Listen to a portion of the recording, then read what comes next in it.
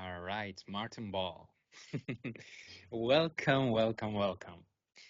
So, um, you have written a couple of books on entheogens, working with entheogens, and you also have your own podcast. hmm I'm very grateful that you take the time to come here and to share your knowledge. So, thank you very much. First of all, can you explain maybe shortly who are you, what you do?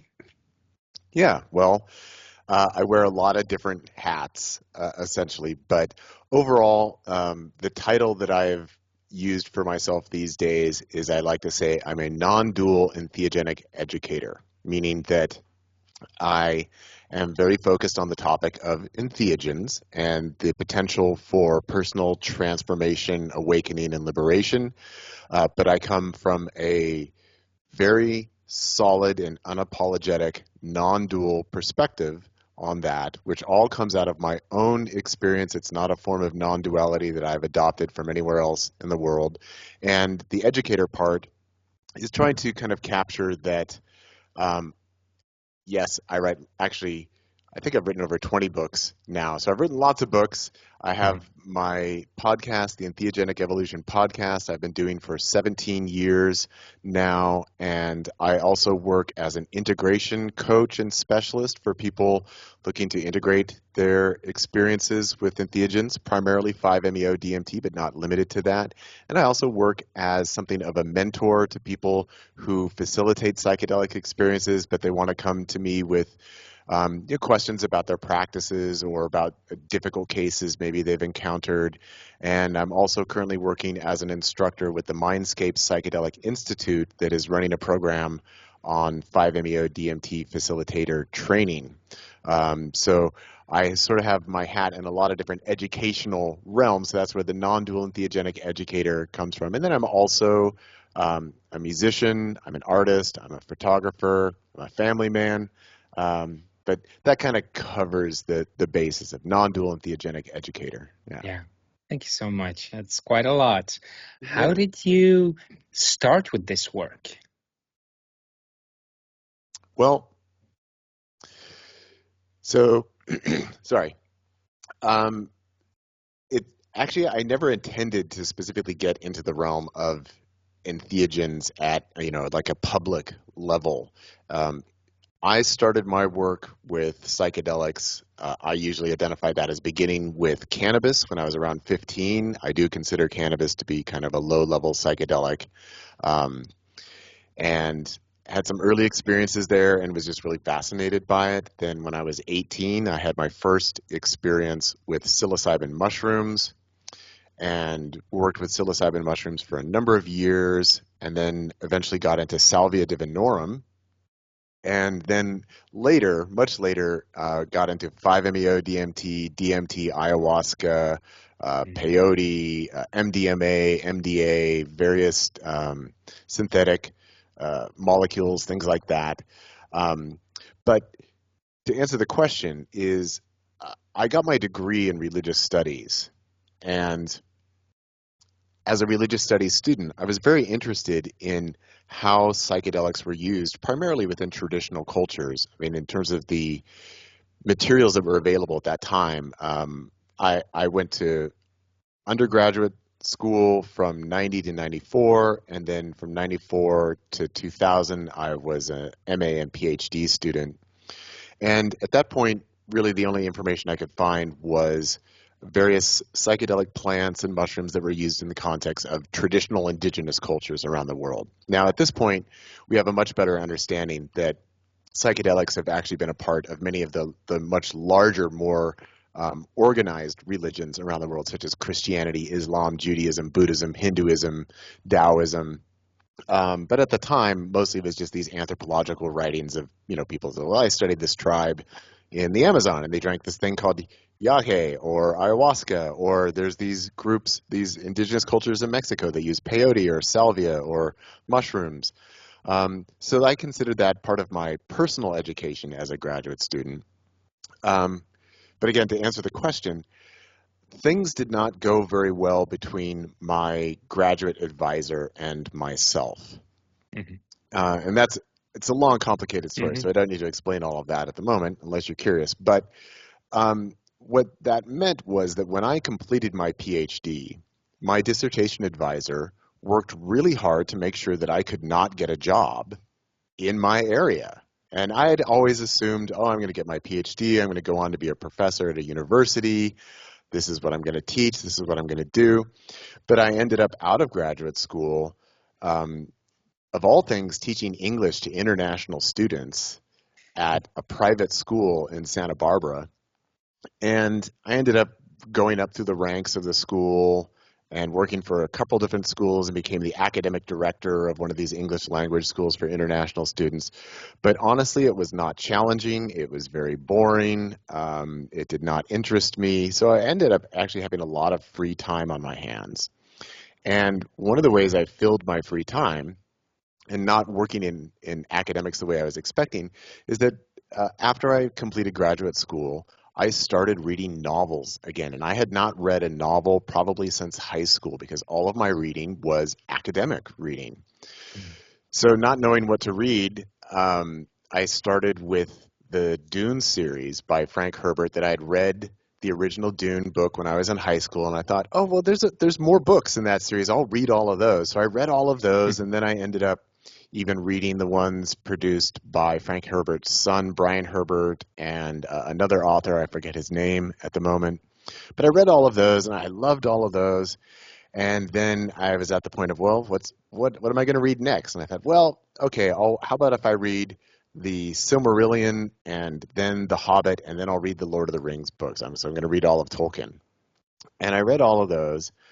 And after that, it was actually on a Tuesday night, and I just thought, you know what?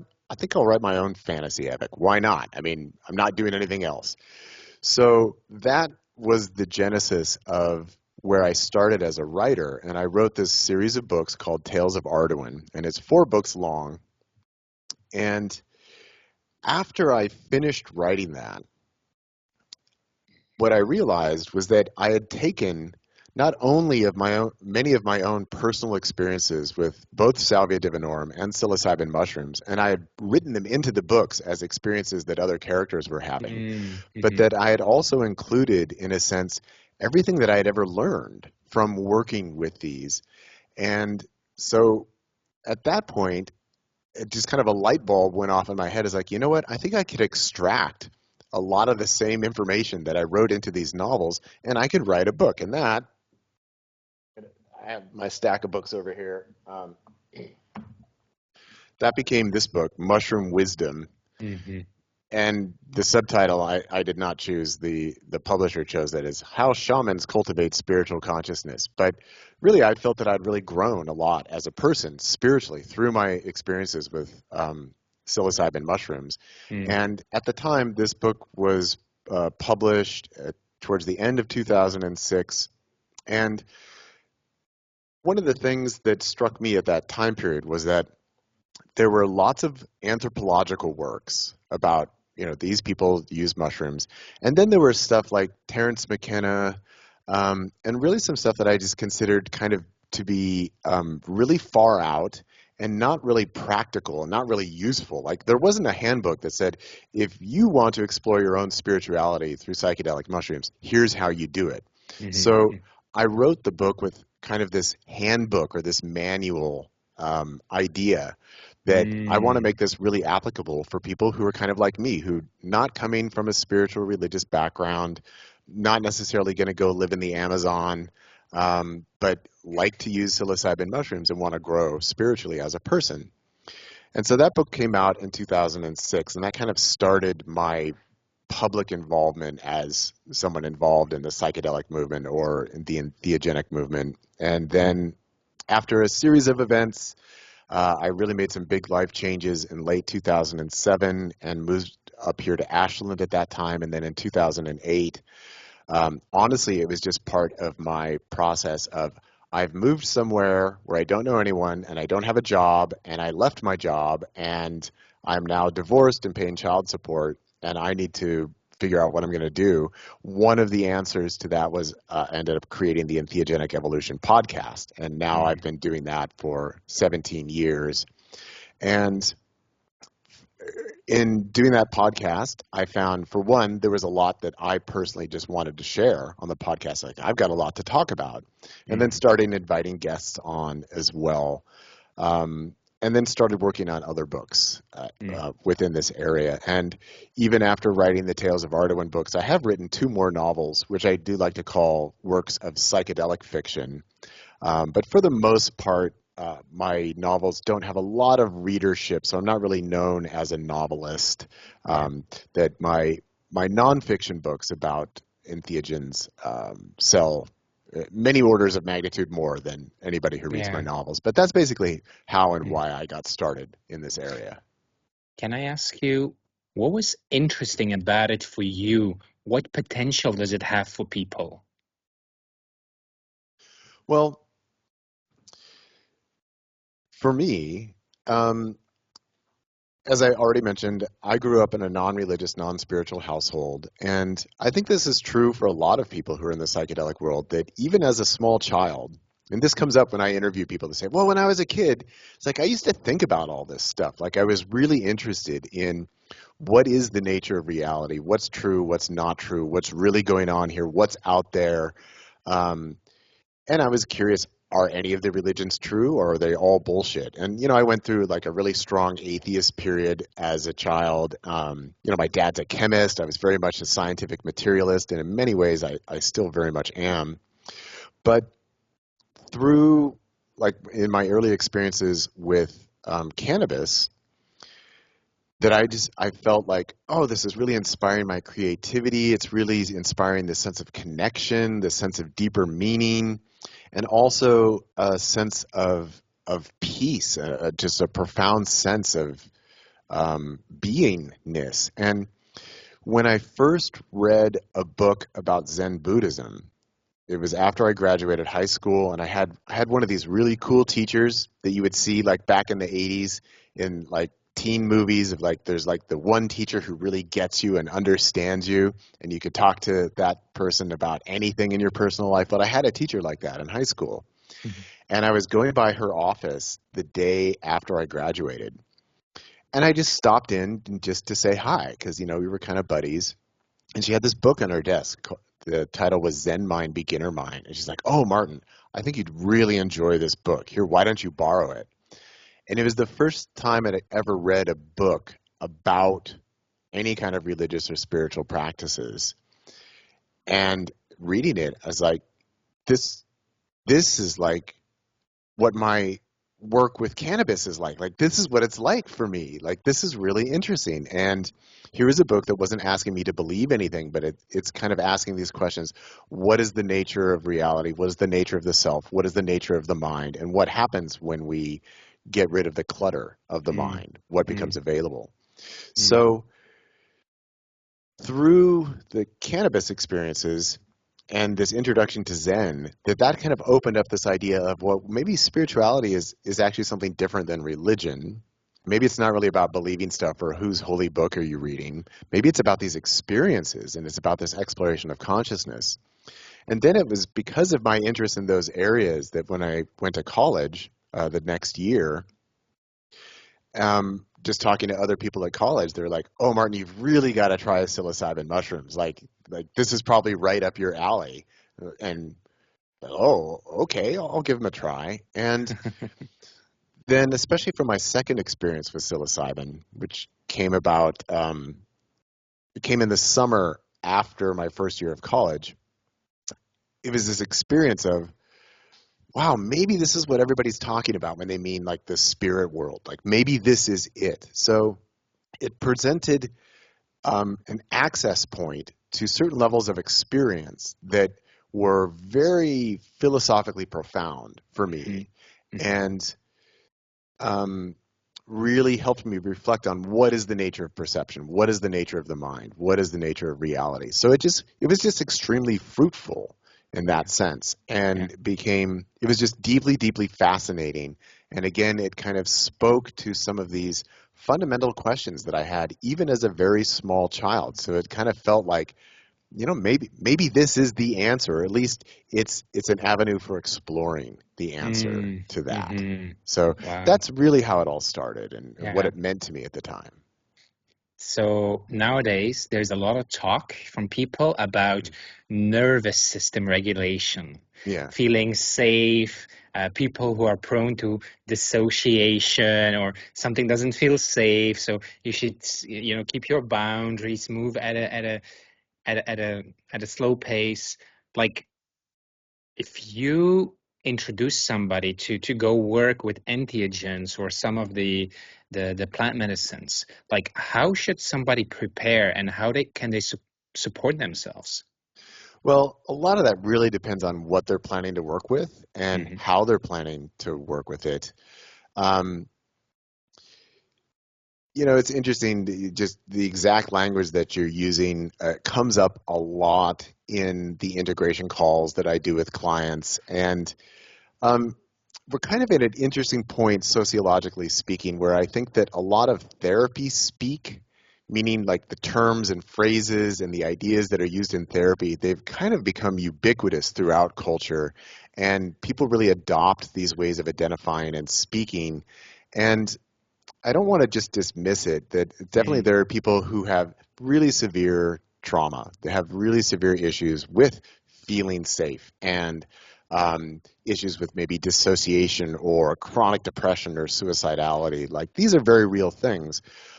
But I also think that, like, especially in American culture, um, it's kind of like American culture has had this idea that we've got to safety pad everything in reality, where we've got to make sure everything is safe. You won't ever get hurt. It won't ever be challenging.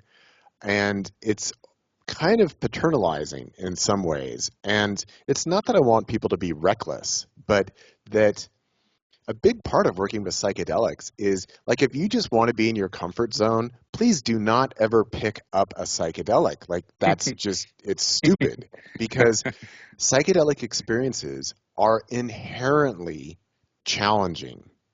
Just hands down, they're inherently challenging.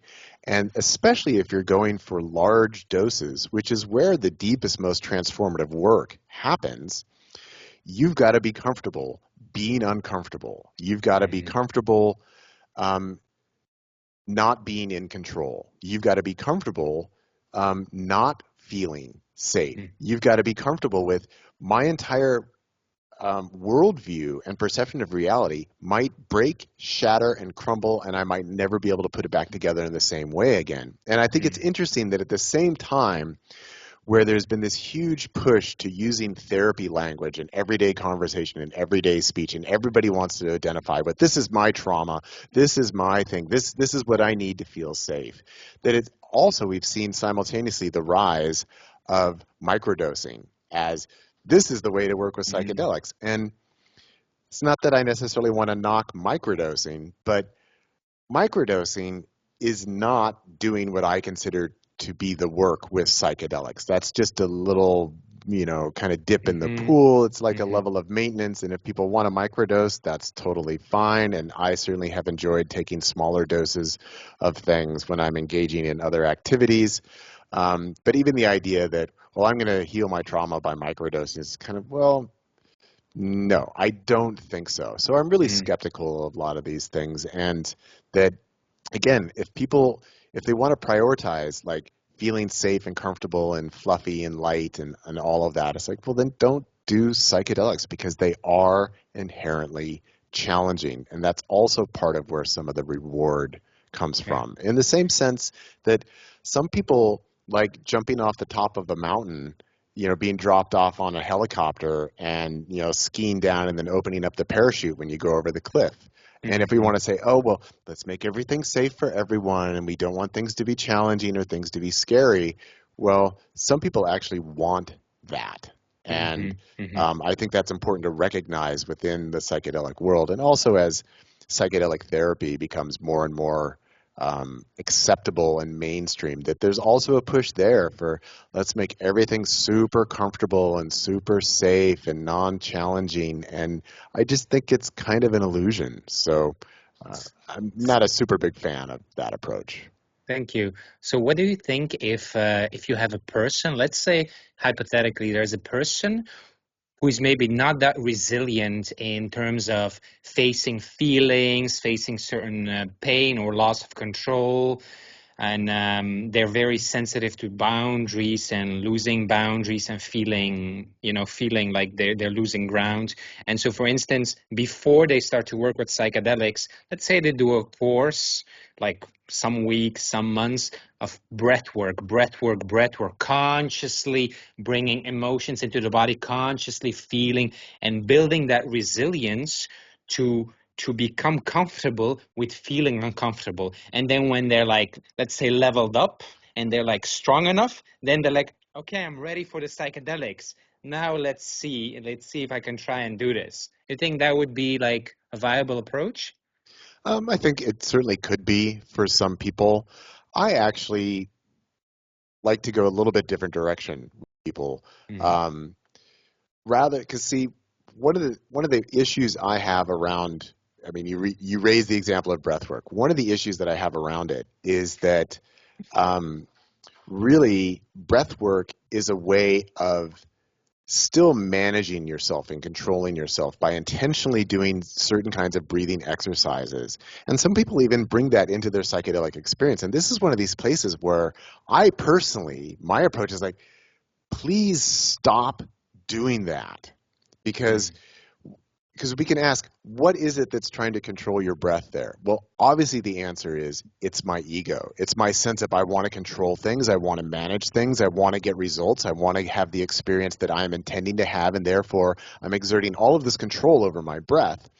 And as a non-dual practitioner, I'm very interested in what happens when we actually let go of the ego and we give up all attempts of control. And one of the very last places that the ego tends to hold on the most securely and firmly is in the breath. And back when I was actually working as a non-dual energetic practitioner and facilitating experiences with 5-MeO DMT with clients, it was that was one of the last hangups, is like getting people like, please let go of your breath. So I would use these phrases where I would say, let your body breathe, trust your breath. Trying to encourage people to stop trying to maintain their experience through their breath. So sometimes I see people who have done a lot of quote unquote breath work and they overexert that modality within their psychedelic experience, and they do it because they are afraid of letting go of control, and they don't trust that. One of the things I used to tell people was, every night you go to sleep and your ego goes offline, and you know what? Your body breathes just fine without you. It breathes just as much as it needs to, no more and no less. And I'd like you to treat your psychedelic experience in the same way that I want you to trust, let go, surrender, and allow. And I even, especially with working with 5-MeO DMT, and one of my other catchphrases was, I just want you to know, if I can hear you breathing, I can hear your ego. Because when people really let go, their body just breathes. It's like these little sips of breath. It's just effortless. It almost seems like they're not breathing. But to go back to the question, yes, if people engage in activities and exercises that maybe they are getting a little bit more comfortable with themselves, primarily energetically, like when we're doing breathing exercises, we're trying to call up and activate different energies, and that might produce an emotional response or even a mental response. I would consider that to be significant and potentially useful. But more than saying, well, hey, do these breathing techniques and exercises, what I'd rather do is I'd tell people, just pay attention to yourself over the course of the day, over the course of the week, over the course of the month, and notice, when do you criticize yourself versus when do you say, oh, I love you, you can do that, that's okay. So in other words, start to self-monitor, like, what is the apparatus that you have functioning internally that is either criticizing you or judging you or blocking you from being authentic. Then also notice, when you experience an emotion, do you allow yourself to express it? Or do you try and hide it? Or do you try and turn it into something else? Like, for example, sometimes you come across people who just laugh all the time, and there doesn't seem to be any reason like why they're laughing. And so what I would want to do is do an energetic analysis in the sense of, okay, so you're emitting and embodying energy through a laugh. And a lot of times people who laugh a lot, what they'll do is they'll say something and then they'll ha ha ha ha, they'll kind of laugh about it. It's like, so that's interesting that you're making a statement about yourself or about reality or about what you think is true or valuable, and then suddenly you're laughing. And so then the laugh is actually invalidating whatever it is that you just said. So obviously you have a lot of energetic tension around whatever this issue is. Probably underneath that, there's a more resonant emotional frequency that maybe there's anger, maybe there's sadness, maybe there's disappointment, maybe there's fear. And so really what we want to do is start to do an energetic assessment of ourselves of, am I being authentic? Am I being honest? Am I embodying and expressing my emotions and my thoughts when and as I have them? Or am I just trying to make other people happy? Am I trying to perform according to a standard I've set up in my head? Am I trying to always create a safe space for myself? So I'm investing a lot of energy into this. Am I always trying to exert control, or am I allowing myself to laugh when I'm happy, cry when I'm sad, express anger when I'm angry, right? And so I like to take this idea that as human beings, we are full spectrum energetic beings, meaning we can go everywhere from rage to absolute sorrow and terror, and also ecstasy and pleasure and joy. And really what we want to do is assess, am I allowing these energies to be experienced and embodied within myself or not? And that's where you can do this kind of self-monitoring, like through the day. Am I being authentic and genuine with my energy? Or am I doing something else? And then maybe am I sublimating it? Like with the laughter example, that would be an example of sublimation, where we're taking these energies and just, ha ha ha ha ha, I'm just laughing all the time. Or similarly, if someone is like excessively happy all the time, it's not that I want people to be depressed, but if somebody is like exuberantly happy all the time, that's probably not authentic. That's probably a show. And it's probably a show they're putting on for themselves. So I like to work with people at this level of, we're not engaging in practice as an exercise. We're actually looking at, how is my energetic system presenting itself? How am I encountering it? And how am I working with it and expressing with it? So when people ask me, what can I do to prepare for a psychedelic experience? I say the number one thing you can do is start being really honest with yourself. And it's along the lines of what I've just described, is that's where the assessment comes from. And I say the more in alignment you are with your authentic energy and less enraptured you are with projections, beliefs, and distortions, the more you're going to get out of your psychedelic experience. And with that said, whatever it is that people find that helps them perhaps become more centered, more present, more authentic, then that's great. But if somebody is just taking ice baths and doing breath work and doing intermittent fasting with the idea that somehow that's magically going to make them more available to a psychedelic experience, it's like, that's just another set of beliefs. What do you think of the notion of somebody having like a balanced, integrated, coherent ego by having done shadow work, breath work, whatever, when there's like a more coherence of working together with the ego, versus somebody who has not done anything in the subconscious and is just purely, like going into the deep end and then like losing all control? Like, what do you think of that notion? Somebody like this and somebody like this going into a psychedelic experience? Well, in general, I would say it's probably always helpful if you have some level of self-analysis and self-awareness. And if you have explored your shadows or your darker sides or things like that. But with that said, we can also see, sometimes you come across someone and they're super refreshing and you're just like, my God, you're just like so authentically yourself. And you can even ask someone like, there's that phrase, like, what work have you done on yourself? And sometimes the answer is like nothing. Like, I am invested in being me and really having my experience. And then other times you get people who honestly, they're trapped in the prison of perpetual self-therapy and self-awareness of like, well, right now I'm working on releasing my inner child and I'm having conversations with my inner parents and I've tried to connect the best I can to my ancestors and I've made peace with the violence of the genocide that was done against them. And I'm looking to 7 generations in the future to create a sustainable version of myself, and it's just like, oh, can you just drop the bullshit story already? Like, where are you really? Mm-hmm. And so that's where I don't see that there actually is a direct correlation between someone having, quote, done the inner work and really being available for being authentic and being Mm-hmm. fully vulnerable, fully exposed, and fully embodied and empowered within their life. Yeah. So we're talking in generalities here, and what I always like to come back to is that ultimately each individual person is a unique individual person. And so my perspective is we were all the same universal being and consciousness. There's only one. That's what I'm a non-dualist, right? There's only one universal being in consciousness that is this being of the infinite energy of unconditional love, and it is perfectly self-aware, and it manifests itself through fractal and geometric forms of energy, and that's how we get the reality that we live in now. But that each person is an expression of that universal being and consciousness that has been individuated through a particular body, and that body comes with a very individual life history.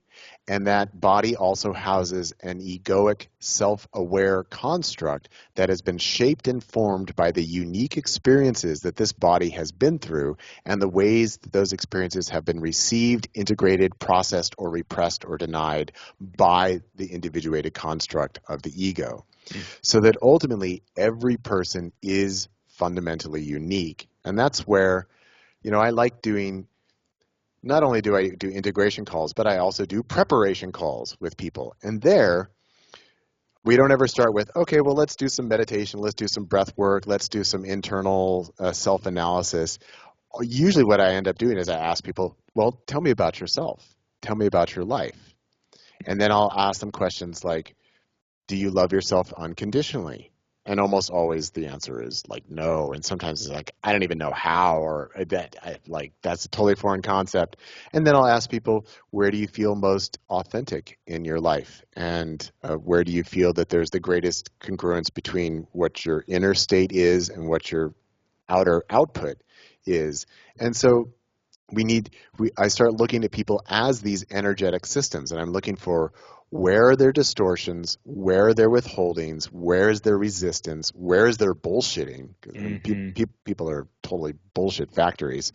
And then where is their authenticity? Where is their genuineness? And that's where I want to start with each person, is we're looking at each person as a unique expression of this universal consciousness. So, do you think it's fair to say that either there is an inclination towards the full acceptance of the visceral experience that the person is going through, or there is a resistance towards viscerally feeling what the experience is of the person? Yes, and there's a whole spectrum and range of degrees, and it's always important, even in giving that kind of analysis, of looking at, there might be things viscerally that you're experiencing that you don't want to. Some of them might be self-created. Some of them might be a feedback loop that you have created for yourself, and so we want to look at that. And then also there might be, like I myself have a chronic sleep disorder, which often produces very uncomfortable physical sensations in my body. So like me as an individual, we could say, I'm not creating these sensations. They are happening. So how am I managing them? How am I living with them? And, there's lots of different ways that people experience things that are uncomfortable or viscerally encountered, that might be mental, emotional, physical, any combination of those. And that it's not that we just want to tell people like, okay, so you feel miserable, great, feel that all the way. But that sometimes when people do feel miserable, they want to put on a face that says, oh, I'm not miserable, or I'm managing, or I'm doing okay. But maybe underneath that, maybe there's some grieving and sorrow that needs to take place. Maybe there's even some anger that needs to be released. So it is about looking at, is the experience being processed as authentically and as fully as possible. And, as a general rule, this is really, really vague, but often it's the case that women are much more accessible to their emotional spectrum than men are. And often when working with men, they might say like, oh yeah, I can access anger like really easily, but like nothing else.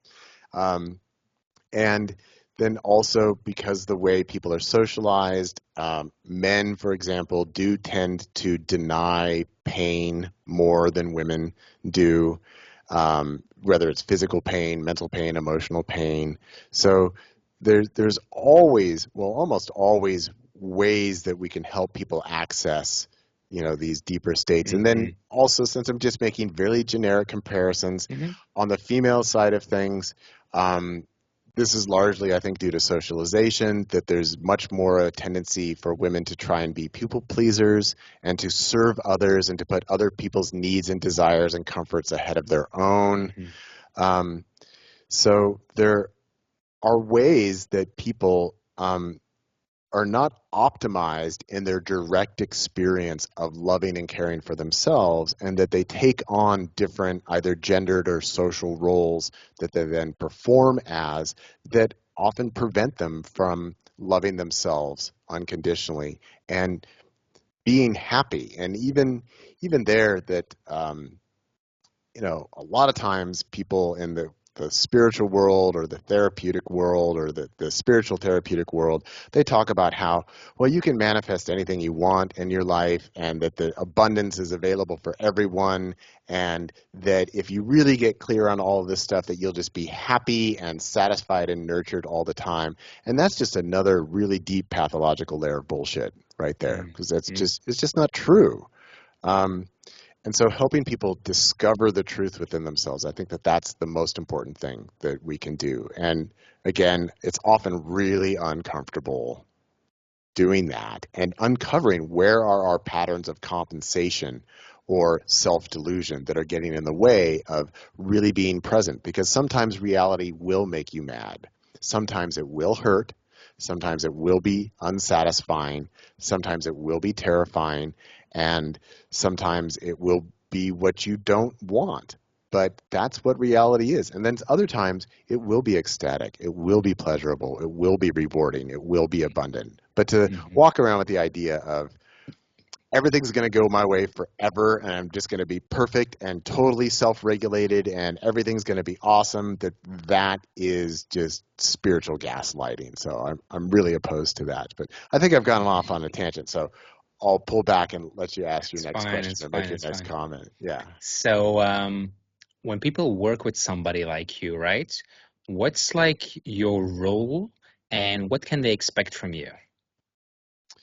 Well, a big part of my role, first of all, people come to me because I am an expert in what I have to share, and I have a deep level of experience. So most people who come to me for some kind of reflection and work, they do it because they know me and they trust me, and not necessarily that they know me personally, but it's a comment that a lot of people make when I do a lot of these video calls with people, and usually if it's somebody who's brand new, they will start with, well, I feel like I know you because I've read your books, I've listened to your talks, I'm really familiar with your voice. That's one that I get a lot because people listen to me.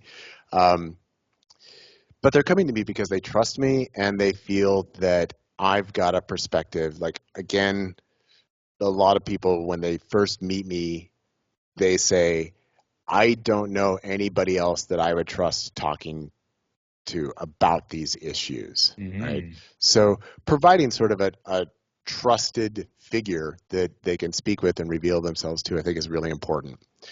Then the next thing that's really important would be listening.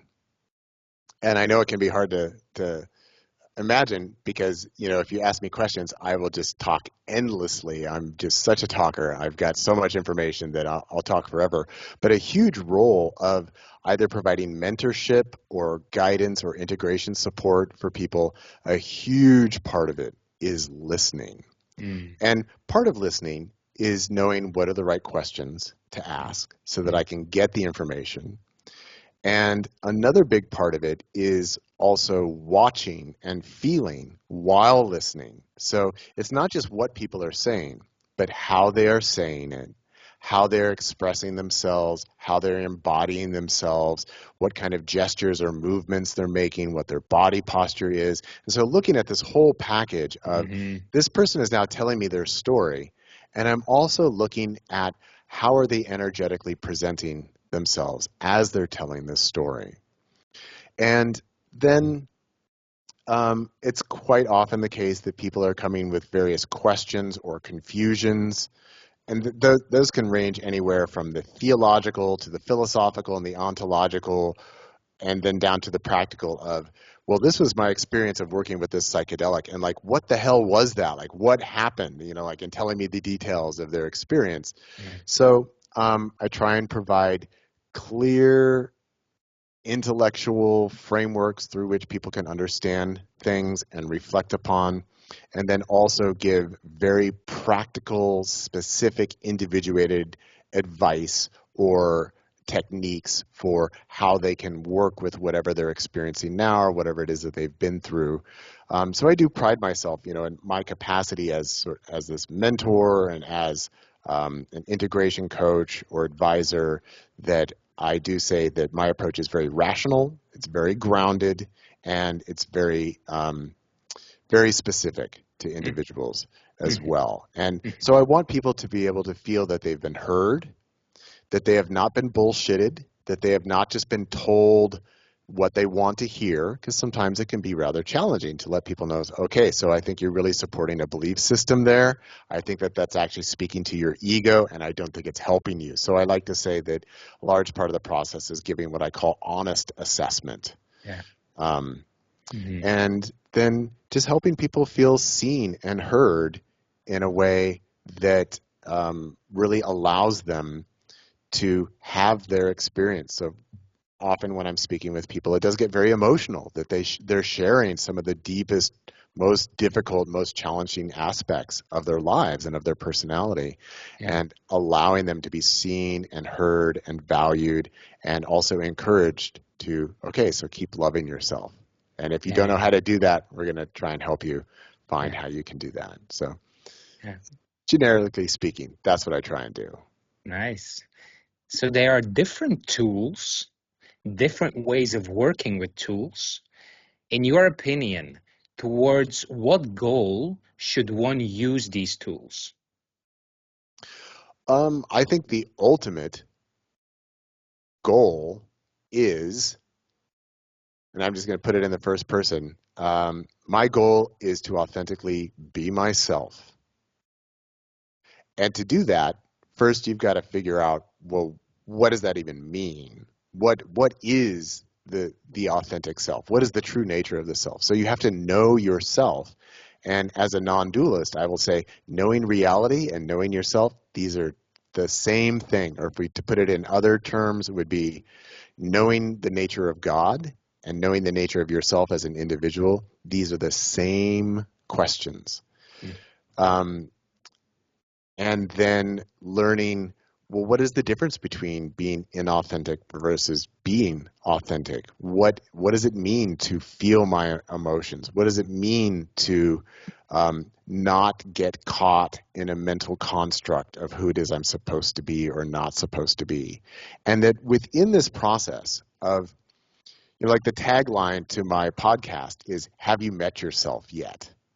And by that, what I mean is, have you had a non-dual experience where you're able to directly perceive an experience like, oh shit, there really is only one universal consciousness and being, and it's me, and it's been me the whole time.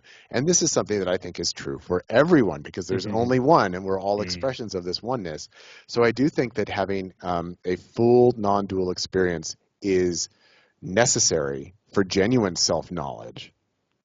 And then the awareness of how have I unconsciously shaped the character of myself to be something versus when am I just really authentically being myself. And that through this work, we do release depression and we release anxiety and we overcome trauma and we are able to heal. But I see it as this process of self-empowerment, which produces a liberated individual who's fully integrated into being the person that they are within their life, within 3D reality. That is what I see as the ultimate goal of either any kind of therapy or working with psychedelics, anything short of, well, I have this disease or this issue and I want to heal that. I mean, beyond that is, how do I really authentically heal my relationship to myself so that I can fully be myself and be an empowered, authentic, confident version of myself, that when I'm asked, do I unconditionally love myself? My answer is absolutely, and I would not have it any other way. And another way that I ask this question is, sometimes I've done this when I've given public talks, where I start out by saying, okay, how many people here in the audience feel that you have given yourself full permission to authentically be yourself in any given moment, regardless of what anybody else anywhere thinks? And maybe one or two people will raise their hand. And then I'll come back with, okay, being able to say yes to that is what I see as the ultimate quest of being human. That ideally, as a human being, you should be able to say, yeah, I'm authentically myself. But most people know that they're not. But they might not know even how they're getting in the way of, realizing that within themselves. So that's this deep process of deconstructing the illusions of the self and opening up to the full authenticity of who and what we are as these full spectrum energy beings. And that's what I see. That's the process. And that ultimately, that's what we're using the tools for. And that's what I think that psychedelics are actually the best tools for. Can you, you don't have to go in depth about it, but can you give a few examples of the different tools that you recommend people work with and the different ways in which people can work with them? Just like a few examples. Yeah, well, okay, here's a tool, creativity. I know some people are much more naturally inclined to be creative than others. I am definitely very high on the creativity spectrum. I'm self-described compulsively creative person, but I do think that having some kind of creative outlet and some medium of expression, whatever it may be, I think is very important as these very intelligent beings that we are, that we have a strong proclivity to create. And I think that that's a great way of exploring who am I? How do I see the world? What do I want to create? What do I want to give in that sense? So, as a tool, I think that creativity, whatever that medium may be, I think is very important for people. And I think it actually creates a more satisfying life in general. Certainly our physicality, I think, is a very important tool. I do like to recommend that people have physical activities that they engage in as a human being. I think that this is even more important these days when we're all just stuck in front of screens and computers pretty much all the time, that people don't have a large sense of physicality. And going to the gym is great, but I think going out a hike out in nature, I think that's even better. I think spending time in the natural world is very important, and also using our bodies in the natural world. Again, hiking, swimming, climbing on rocks, engaging in the world in that way is very important. Also with movement, it's great if people want to do yoga or qigong or tai chi or a martial art. I think that those are great, but I also think it's very important to have opportunities for free form expressive movement in the body. So that's more of like free form dance. I think that could be a very powerful tool with getting in touch with yourself, and also learning how to sync in with the inputs that you're receiving, like, for example, from music, and kind of crossing those barriers and boundaries. Meditation, I think, can be great. I am not an active meditator, but I spent years meditating, and I think that learning how to observe and calm the mind can be very useful. The tool of express your emotions when you feel them, I think that's very important, as regulating our energetic beings and structures. And then when it comes to working with psychedelic tools, I think that every psychedelic has its own energetic signature and presentation.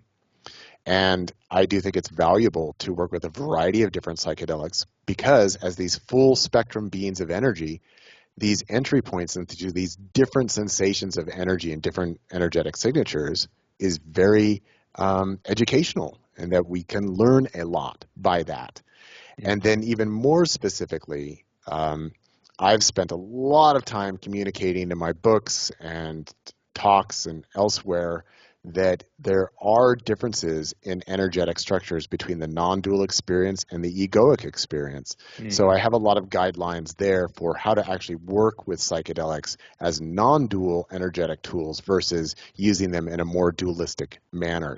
And I'm always pushing the non-dual side of things. So it's what I do tend to emphasize, though always keeping in mind that I do support the use of psychedelics in a dualistic manner.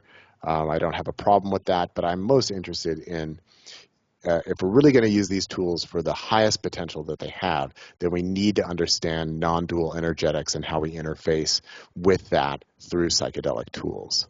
Do you think that it's fair to say that using psychedelics, plant medicines, however you want to call them, that they potentiate the activation of neural pathways in the brain that you would otherwise maybe not have the possibility to activate in your life, which then allow you to experience non-dual states and, have a different experience of life, let's say? Yeah, absolutely. I think this is at kind of the most generic level, this is what we can say that psychedelics are doing. That the human ego and the human mind gets stuck in ruts. And those ruts are incredibly influenced by the family we were raised in, the social, cultural, political, religious context that we were raised in, and the historical time period that we're raised in. And through the development of the ego, a lot of that just gets absorbed and kind of entrenched at an unconscious level. And just a novel psychedelic experience where somebody's not looking to heal, they're not looking to transform, they take a psychedelic for the first time, and it's going to be like, whoa, I've never seen anything like this. I haven't felt this way. Because what's happening is that these psychedelics basically tend to function as neurotransmitters. And so what we're doing is we're changing the molecular structure of how the neurons are firing and relating to each other through these different molecular tools. And what it does is it allows different parts of the brain to interact with each other in ways that they're just not used to, or that might be quite new and quite novel. And since most of what we do is patterned habitual thought and action, and also processing of sensory data and material, that once we introduce a psychedelic, it opens up the possibility for all new kinds of ways for information and literally electricity in the brain to process. And so it's having a direct impact on our energetic system and our experience of reality. And this is where people do find relief from long-standing chronic thought patterns, behavioral patterns, emotional patterns, right? That psychedelics are able to disrupt them and then allow new patterns to form. And, now we are also at the point where lots of research institutes are looking at how psychedelics could potentially even grow new neural networks, can repair people, perhaps people with Alzheimer's, perhaps people who are suffering from dementia, that it actually does help heal and grow the brain, not only in these more psychological and emotional terms of like using different pathways, but actually helping to regenerate where there might have been loss or damage within the brain. So I think that these are very interesting ways in which psychedelics might be applied at a therapeutic level, and then also just for that sense of I'm seeing the world in a new way. I'm experiencing myself in a new way. I'm experiencing my thoughts and emotions in a new way. And that obviously ties back into this idea of creativity, that it's really common that when people take psychedelics, they feel the urge to be creative. It inspires people to make art, to make music, to journal, to write stories, right? That they're very inspired by it because it's so refreshing when we get these opportunities to see and experience ourselves in the world in a way that is different and fascinating from our regular everyday consciousness. And the thing is, when you're stuck in a rut, whatever it may be, it's very hard to see how do I get out. And so part of your question was, do psychedelics make this possible in a way that other tools don't? And I think the answer is yes. So like going to the non-dual experience itself, there are various meditation traditions and practices and spiritual traditions that have teachings about non-duality. And, they say, well, you can spend like 40 years meditating and you might get a little glimpse of this, or, you do this devotional practice for, the next 20 lifetimes and like maybe you'll get there somewhere. So just like the non-dual experience, it's very, very difficult for people to actually have that experience. Mostly going back to something we were talking about earlier is because the only way to have a non-dual experience is to transcend the ego. But the ego doesn't know how to transcend the ego. And so the ego tries all these methods to transcend the ego, but by engaging in those methods, it's reinforcing the ego because it's the ego that's doing that. Yeah. So it's this weird paradox. Like the only way you can have a non-dual experience is to not try. Like, oh, God, so then what do I do? It's like, well, fortunately, 5-MeO DMT exists. And so here's a molecule that energetically interacts with your brain neurostructure to override the patterning of the ego, and therefore you have an ego transcendent experience, and you experience non-duality directly. And, one of the things that makes me laugh, being in the psychedelic world is every once in a while you'll come across someone who will say, oh, well, I don't need psychedelics to have these experiences. I can get there on my own. I can do it on my own. And it's like such an egotistical statement for people to say that. And usually it's laughably incorrect. Meaning like if you took somebody like that and if you gave them like 7 grams of mushrooms, they'd probably be freaking out because they'd say, oh my God, I've never experienced anything like this before. And even working with 5-MeO DMT, that I had worked with people who said, oh yeah, I've had a non-dual experience before, either through meditation or tantric practice or some kind of spontaneous experience. And of those who made those claims, I never once had someone then have a 5-MeO experience and say, oh yeah, I've had that experience before. It's always like, whoa, I now realize that my experience was nowhere near what I just experienced on 5-MeO DMT. So I do think that psychedelics make certain levels of experience and transformation possible that I don't think actually are possible without psychedelics. And some people say, oh, well, then that's just cheating. And it's like, look, they exist within reality, so it's obviously not cheating because they exist. And that's how they interact with our neurochemistry. It's no more cheating than saying, well, I breathed air and I needed to breathe air in order to live, so I guess I cheated, or I needed to eat food, so I guess I was cheating. It's like, no, actually, sometimes we need to take in something from outside the physical body in order to, actually maximize what the body can do. Like, so try living out in space with no air and no food. Good luck. Let's do that all on your own and be really proud of yourself. So I think psychedelics are like that. I wonder from your perspective, if you see this image, right? Space, a world that's spinning, a humanoid, and then these plant medicines. Do you think this is all grand design from God, from some intelligence, or all chance? Well, ultimately, what I come down to is like, look, it's the way that it is. Hmm. That all life on the planet has evolved in the context of all other life on the planet. It's all part of the same package.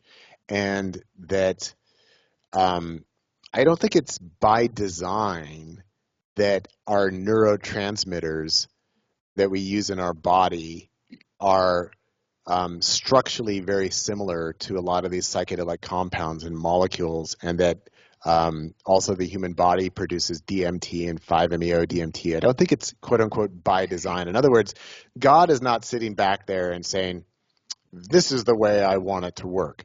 But evolution is an organic process of different energetic structures and spectrums interacting with each other and exchanging and then growing and transforming and developing greater and greater complexity over time. And so the same molecule that might function as an insecticide within a fungus or plant also functions as a psychedelic neurotransmitter within mammals. No one designed that. It was not quote unquote intentional. It's just that nature, the natural world, uses the same structures economically across different evolutionary pathways, and that all of it is part of one ultimate living organism, that God, reality, the universe, is itself a living organism in a sense, not in the biological sense that we are as individuated beings, but that it's constantly in interaction with itself. And so this is simply how life has evolved on the planet. And that it would actually, I think it would be a little bit weird if psychedelic neurotransmitters didn't exist within the natural world. We're mostly using serotonin as our everyday perceptual neurotransmitter. Do a little tweak on that, it turns into DMT. Do another little tweak on that, it turns into 5-MeO DMT. It's part of the economy of energetic structures, that you create a different molecular structure, you get a different result. And that ultimately, this whole reality project is a quest for this unitary being and consciousness to get to know itself at every possible level, through every possible perspective, through every possible experience. And we are the evolutionary byproduct of that ultimate goal. And, I do like to say that reality as we experience it, with the way things are, is simply, this is what it looks like when this being of infinite energy is simply being itself. So in the same sense, like I as an organism, if I say, look, I want to prioritize me authentically being myself, it doesn't mean that I'm actively controlling or designing all aspects of my experience. Like I'm not sitting around saying, okay, now fingernails grow really authentically. Okay, fingernails are now growing authentically. It's like, no, we can leave that to the fingernails. And so the reality system that we experience is God has invested itself to being all the things that it is thoroughly. So at the subatomic level, this unitary being and consciousness of infinite energy is really busy being quarks and subatomic particles. At the atomic level, it's really busy being protons, neutrons, and electrons and atoms. And then at the molecular level, it's really busy being those things. And as the rock, it's busy being the rock. As a supernova, it's busy being a supernova. As a human being, it's busy being a human being. And the human being is a collection of all different kinds of microbes and bacteria, and each cell is busy being all of its own things. And then my sense of self is just a self-reflective pattern in consciousness that happens to ride on top of all of that. So that in God and fully being itself, it's actually letting go of control of running the whole system, which is I'm going to be each little thing individually. And so for me as an individual, for me to authentically be myself means the areas that I actually can influence and control, how I express myself, how I express my emotions, how I think, what I believe, how I embody myself. I do have influence over that. Everything else is beyond my control. So back to the question, no, I don't think it's not just an accident, and it's also not by design in the sense that we might think of. Ultimately, it's this commitment of this individuated or this individual unitary universal consciousness and being to say, I'm going to be myself at every level. And then let's roll the dice. Let's see what happens. Now, using psychedelics, somebody say, is this bypassing? I wonder, what do you define as bypassing?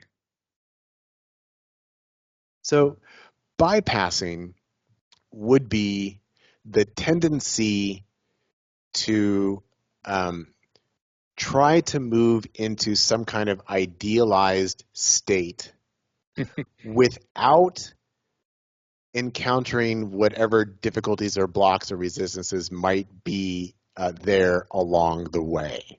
So, can psychedelics be used for bypassing? Absolutely, they can.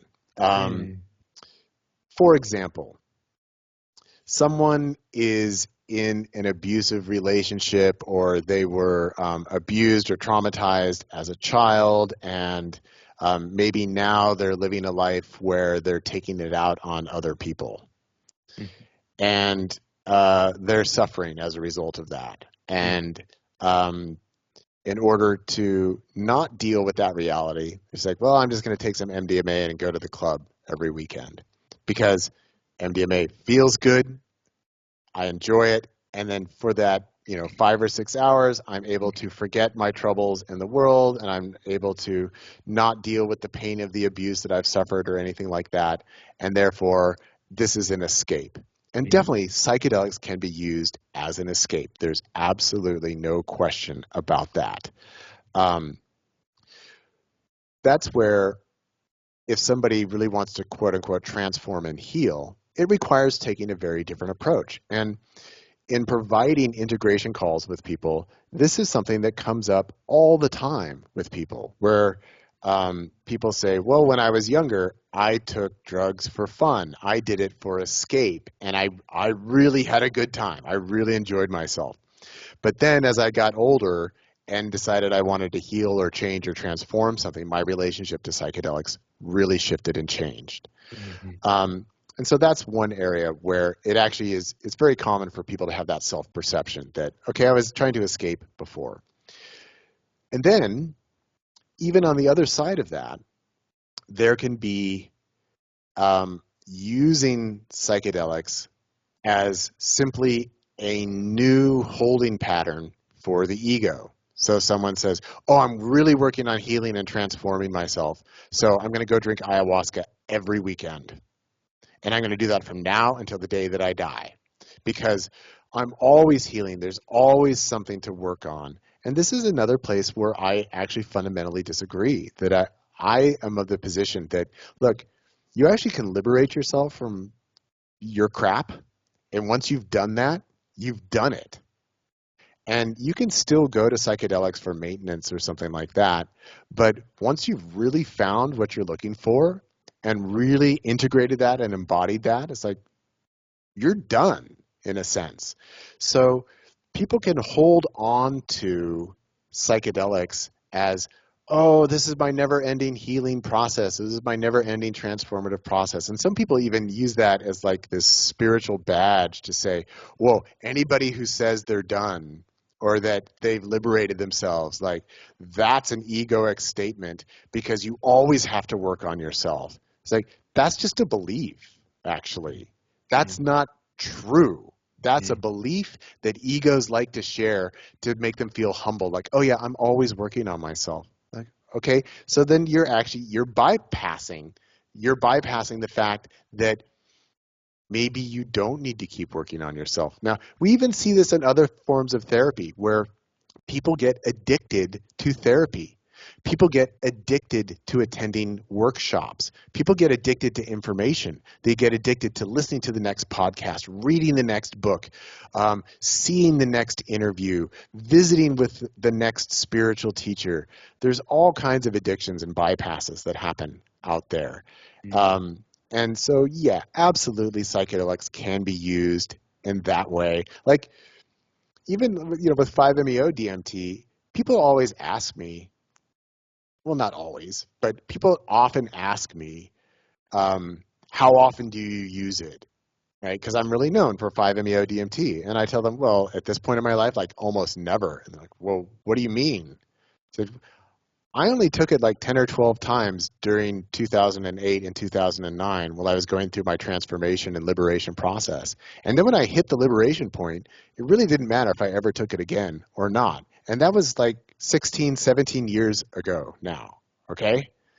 And that some people want to keep taking 5-MeO because, oh, it's so blissful and it's so amazing. And yeah, it is. But if all you're doing is trying to jump into that blissful state and you're not actually integrating and liberating yourself to be here, then you're misusing it. That's you're just using it as an escape. So yeah, psychedelics can be used as an escape, and that's something that I definitely like to argue against if I do come across somebody who's doing that. Yeah. Thank you for sharing. So for you, can you define enlightenment? And if there is enlightenment, do you think there are levels to enlightenment or only one enlightenment? I would say ultimately there's only one enlightenment. So if I were to use that term, I would say being enlightened, it would be having full and accurate self-knowledge. And there's not, it's like, what are the levels? Like, how can there be a level? Like, either you know yourself or you don't.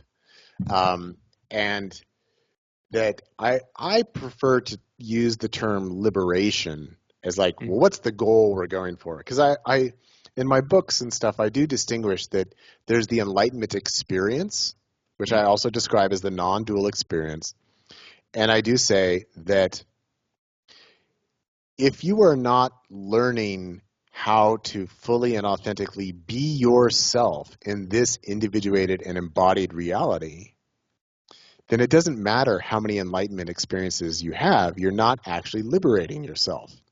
So liberation would be, not only do I have full and complete accurate knowledge of the nature of myself, but I also have given myself full permission to authentically be myself here and now as I am, and I am aware of the ways that I might try and trap myself or bullshit myself or attach myself or withhold myself, and that I am now fully authentically liberated to be who I am here and now. And so this is where it's very different when, if we go to a spiritual tradition, it says, oh yeah, there's all these different levels of enlightenment, and that ultimately to be enlightened means that you're going to transcend the physical world in some way, and that maybe you're never coming back, or you're going to live in some rarefied state of consciousness.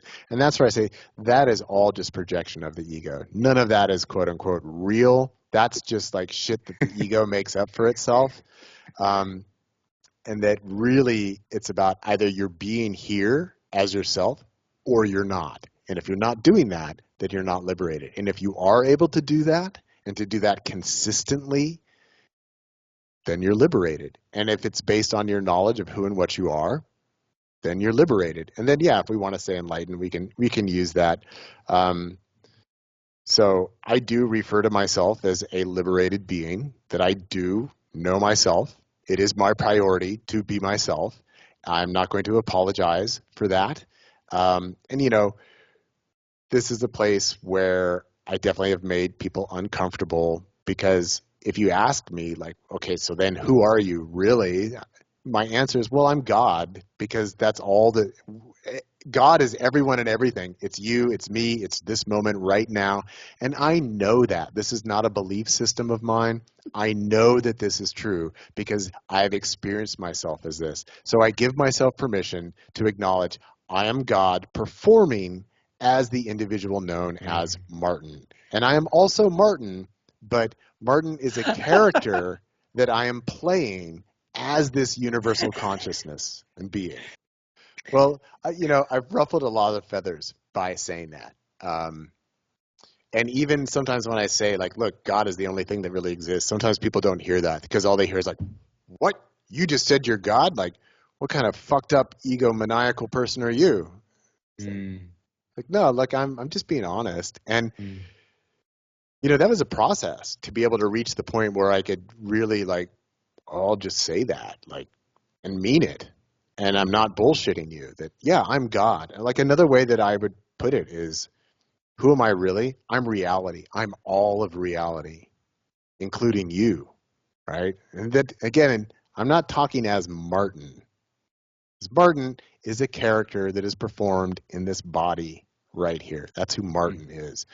But the ultimate identity is we are all the universal consciousness and being. And you can only say that because you have a reference point in your experience by which you can experience that, or have that reflection of that experience, and know that. Yeah, I only make that statement because that's what I've experienced when all of the illusion of separation of self and other, of me and not me, when I've transcended that, it's just obvious, like, oh, no, I am this universal consciousness and being. I am reality itself. That is my true nature. And so I make this statement from direct experience. This is why I also don't reference, like, and so then here, read this spiritual treatise that says something similar. It's like, I'm just speaking from my direct experience. And having been through this enough, that I have a very intimate understanding of how the human ego works. And so I'm very good at helping other people identify what's going on with their ego and where they're releasing into this reality, or where they might be resisting it, or where they might be encountering their own hang-ups or their own struggles. And so for me, this is a perception that essentially it is confirmed in every moment, every experience, that yes, there really is only one. All of reality is this universal being and consciousness interacting with itself through the apparent divide of me and not me, self and other, subject and object. But it's ultimately all just this one thing experiencing and encountering in itself. And that's all that there really is at the absolute level. So for you, what is the role of integration and embodiment? So, integration.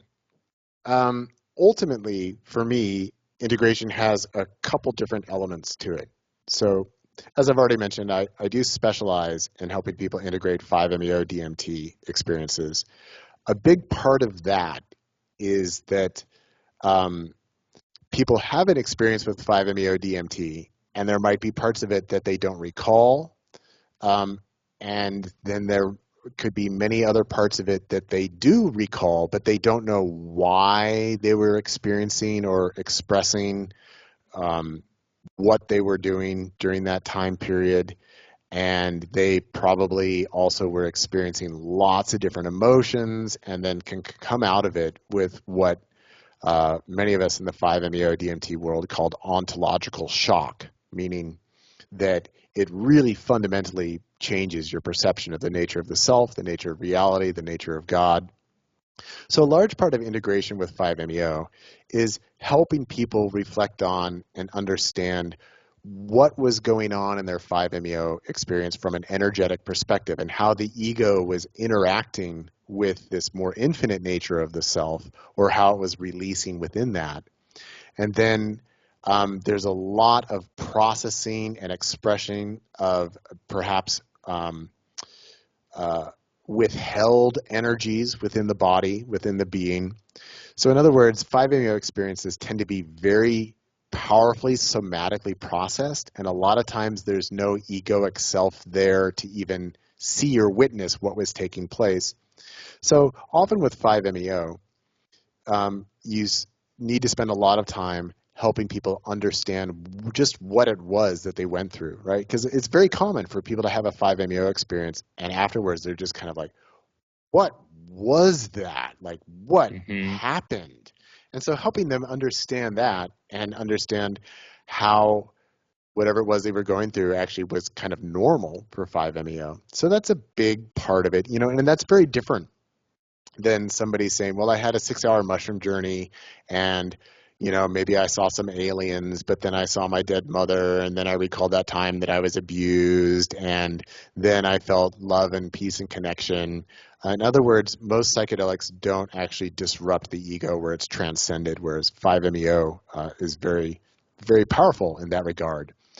And then it's quite common that after 5-MeO DMT, people have a lot of energetic events that are happening, where, in other words, they have these reactivations where they feel like reality is breaking apart, I'm going back into the light, I'm dying, I'm losing control.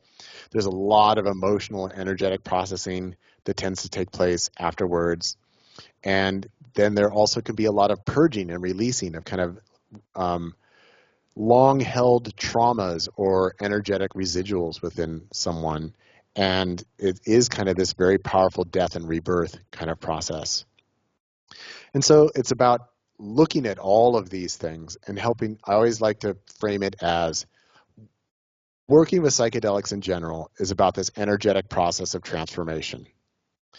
5-MeO DMT is really about this very powerful process of energetic recalibration and reconditioning that takes place. So what we want to do is we want to look at whatever event you experienced, see what brought you into it, see how you came out of it, and then start to understand this as an energetic process that is very unique to you, but is part of these universal elements of, well, you're just God in a body experiencing itself as this individual. So helping people understand their energetic process. And then it can be about where do you need help embodying and continuing to somatically energetic process whatever you're experiencing now afterwards. Because it does tend to be a lot for people, and it can be very scary, and it can be feel very out of control. So giving people practical tools of how to encounter it, how to work with it. And then a lot of it can be helping them look at their lives. Like, for example, if somebody says, well, I'm in a job that actually I really hate and I feel that it's not doing good in the world, or I'm in a relationship that I don't feel that I can really be myself in this relationship, or yeah, you know, I still get really angry at my mom and dad, but no, I don't really talk to them about it and it's unresolved or whatever it is. So a lot of times it also is about looking at, well, what are you doing in your life? Are you holding yourself to old patterns and old expectations, or are you allowing yourself to be authentic and open with what it is that you're going through now? And then, so there's possibilities for making different choices, of allowing different energies to express themselves. And then also, like I was mentioning before, like even looking at people's body language and seeing, like if somebody talks about it and they're like, and you can see they're getting all tense about it. And, okay, so now even talking about it, we can see that you're constricting in your energy. So let's try actually opening up, and now tell me the same thing, but keep an open body posture, and kind of giving these practical bits of advice. And that the integration is about developing a certain level of understanding of, okay, so what is this energetic process that I'm now in? What are the tools or methods that I have to kind of keep it going, and to understand that this is going to be transformative? So even there is letting go of ideas of where you think it's going or what you think the outcome is going to be, but really being open to the process. So I'm always emphasizing these ideas of it's an energetic process, that it involves your thoughts, your beliefs, your emotions, your body postures, the words you use, your tone of voice, all of these things are aspects of it. Mm-hmm. So it's really trying to give a very holistic picture of where someone is at, what they've encountered, and what they can do with it. So again, always kind of trying to bring it back to very practical levels. Yeah. And sometimes people come with like deep existential or philosophical questions. And sometimes all I do is I say, well, who's the answer important to? Like, well, me. It's like, okay, why? Well, I want to know. It's like, is that helping you be yourself? I don't know. It's like, well, then, so why are you so attached to that question? You know, but it's individuated. It depends on the person and what they're going through. For a person who's not familiar with 5-MeO, can you briefly, like, it doesn't have to be long, explain what is 5-MeO or BUFO? Yeah, so we're talking about 5-methoxy-dimethyltryptamine, and this is also found in the secretions of the Sonoran desert toad, and the shorthand for that is like BUFO, or sometimes called toad medicine or BUFO secretions. And this is in the tryptamine family, so it has the basic tryptamine structure of the indole alkaloid. And this is very familiar to mammalian biochemistry. I already mentioned serotonin. That is a tryptamine. It has the indole alkaloid. Melatonin, the neurotransmitter that tells us it's time to go to bed, that's also a tryptamine structure. And human bodies also produce trace amounts, and this is true for all mammals. We produce trace amounts of DMT and 5-MeO DMT. And just by point of comparison, within psilocybin mushrooms, psilocybin and psilocin are also the basic tryptamine structure. They just have something added at a different place on the molecular structure. So this is a really basic neurotransmitter structure. And 5-MeO DMT has a methoxylated group at the 5 position. This is where the 5-MeO comes from. And the dimethyltryptamine is a reference to the base molecule. So this is a psychedelic molecule that can be taken in its pure form, generally produced by a lab, and it comes in different forms of salt versions, fumarate, or freebase. Or it can be found in the secretions of the Sonoran desert toad, also known as the Colorado River toad. And when you smoke or vaporize it, it immediately crosses the blood-brain barrier and is extraordinarily potent. So many people are more familiar with DMT, and DMT is like 10 times weaker than 5-MeO DMT. And also, the way that I analyze it, that people smoke DMT and they say, well, I see aliens and angels and other worlds and all of this stuff. And so one of the things I like to point out is that, okay, so that's still engaging the ego, because there's still subject-object duality that takes place within most DMT experiences. Like, I was off in some other alternate dimension and I was talking to these higher beings inside their spaceship. Okay, that's all filtered through the ego. I was there with these others, and they were not me, and I was somewhere else. So DMT tends to actually amplify the ego in certain ways, whereas 5-MeO DMT is so incredibly powerful that it actually has the capacity to completely override the energetic structures of the human ego within a few seconds. It does not happen automatically, because the ego can always choose to fight, and then there could be unconscious aspects of the ego that do not let go within the experience. But assuming all conditions are perfect, you take your hit inhaling, and before you even start exhaling, it's, oh my God, it's happening, and there's this sense of all of reality is dissolving and turning into pure energy. You completely lose sight of where you are, you lose track of your body, and you very quickly lose your sense of yourself. So for you, it's Igor. For me, it's Martin. And that's just like, oh my God, it's going away. And then that divide between subject and object, me and not me, self and not self, individual and world or universe and reality, that divide falls away and everything presents as one unified totality. And this is often felt in the body as this energy of absolute love, or this sense of ecstasy, or this sense of perfection.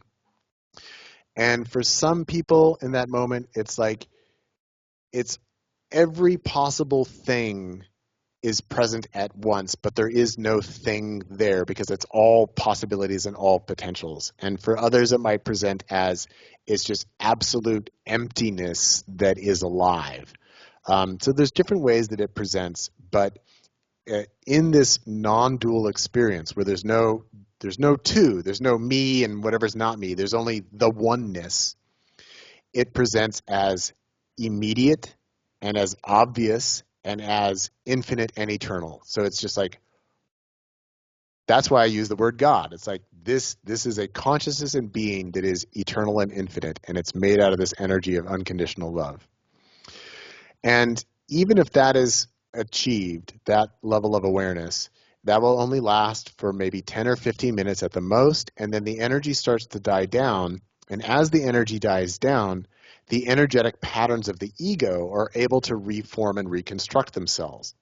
But usually at that point, as the ego comes back on, all of a sudden the person realizes, like, holy shit, I am tripping harder than I even thought it was possible to ever trip. What the hell is going on here? So that individuated sense of self starts to return.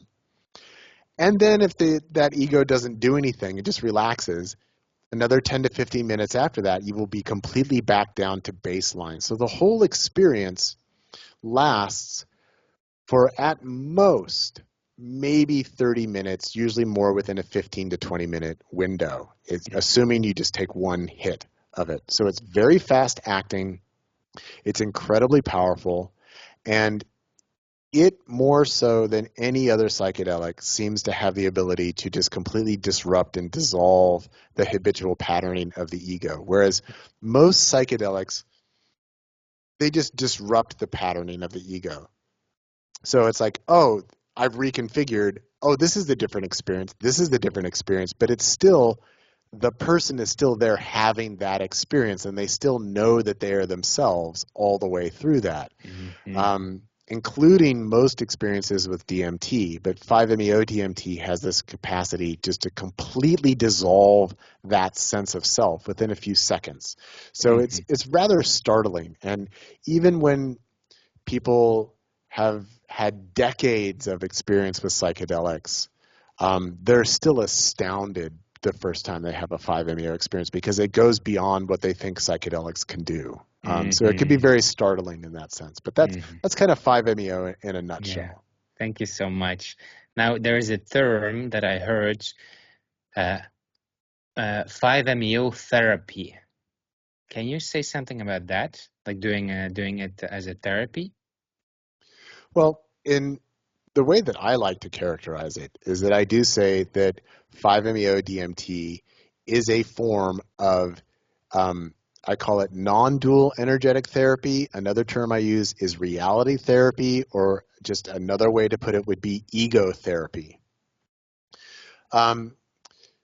So most therapies with psychedelics, what they're really doing is they're engaging the ego and allowing the construction of new relationships between different aspects of the ego. So, for example,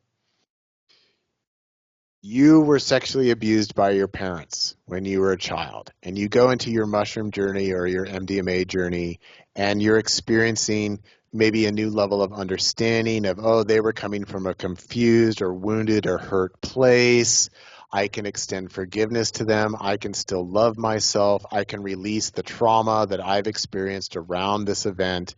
And then you come out of that potentially feeling better, right? So there's a lot of applications for overcoming depression, anxiety, PTSD, trauma, things like that. But most of those are just, again, sort of a reorganization of these different elements of the ego, who you think your parents are versus you, versus the experience that you had and the trauma that you had from it. Whereas if we're using 5-MeO DMT, we're actually allowing the possibility that we're not trying to actually make the ego better in its relationship to these things. We're going to get the ego completely out of the way. And what happens then is that the body starts to naturally process traumas and residual energies all on its own, that it doesn't need anybody in the driver's seat. It doesn't need the ego there. So an analogy with this would be when we go to sleep at night and when we go into dreamless, deep sleep, the body actually is able to reset during that time period and renew and heal. And it doesn't have anything to do with the person, with the ego, right? The body's going to do that all on its own. And it only has the opportunity to do that when we go into deep, dreamless sleep. Versus when we are in REM, dreaming sleep, the ego is there, and that it's constructing a virtual reality, and then the ego and the psyche is trying to process different emotional or situational realities within dreams. So it's still happening dualistically, okay? Which also is necessary for a healthy human being. But it's the deep sleep that actually provides the greatest healing opportunity. And this is why if somebody is really sick, we say you want to get as much sleep and rest as possible, because that's going to allow your body to heal faster. And it's not because of anything you're doing, it's because you're getting out of the way. So 5-MeO functions in that sort of capacity where when we get the egoic structure out of the way, the body will process all of this, and it will process the emotions, it will process the residuals, it will process the traumas, and it does it without the person needing to do anything about it. And then as the ego comes back, then it will find, oh, now I'm freed of this overwhelming depression I've been having for the past 10 years or whatever it may be. So it can then allow the person to come to a greater state of clarity of how those dysfunctional patterns got created in the first place, and empowers them to choose not to engage in them in the future. So it really does, it changes someone's egoic identity, and it also has the potential to cure a lot of the existential problems of the ego. So the ego is what allows us to say, who am I? What is this? Where am I? What's going on? Who's in charge? What am I supposed to do? What's right? What's wrong? What's good? What's bad? And then the ego spends a lot of its life looking to answer those questions, or it turns to religion, or it turns to politics, or it turns to culture and society to answer those questions, and then say, am I following the things that everybody else thinks, and does that make me good or whatever? So it can provide this sort of non-dual therapy in the sense that if you get to directly experience yourself as God, participating in any kind of organized religion becomes really problematic, because it's like, religion, that's a construct of the ego. I'm not really interested. Also, the ego tends to be pretty afraid of dying. But this is a process of essentially having an ego death and of dying. And so it can really cure people of actually being afraid of dying. And it doesn't mean people are like, yeah, I want to die, but it's like, oh, I think I've been through the process, and it's actually pretty cool on the other end of that. So it can, in a sense, it can cure a lot of the existential anxieties of the ego, and can make the ego more resilient, so that people are less prone to just buying into belief systems or mythologies or cultural relativities. And then you are less susceptible to being manipulated by religion or by culture or by politics. So it actually creates a more resilient individual. So I do think that there's lots of therapeutic potential there. And because it can release trauma and depression and anxiety and things like that, that it's something that a lot of research institutes are now looking at, because it might do it in a profound way that's easier to work with than, say, a 6-hour mushroom journey. Like, well, you can be in and out with 5-MeO in 30 minutes. Yeah. So they are looking at it as a kind of therapeutic tool. And even one area that some research institutes are looking at now is, can they produce a non-psychedelic derivative of 5-MeO DMT that does not produce a psychedelic or non-dual experience, but also can relieve anxiety, depression, PTSD, and they're doing research with mice Wow. around that. And it's kind of questionable about whether, because I do think that the therapeutic action of 5-MeO DMT, I do think is dependent on the non-dual release that it produces. So Yeah. I'm a bit skeptical, and I've actually contacted one of these research institutes, and I've sent them an email saying, please come on my podcast and talk about it, because I'm interested, but we need to talk about it. Yeah.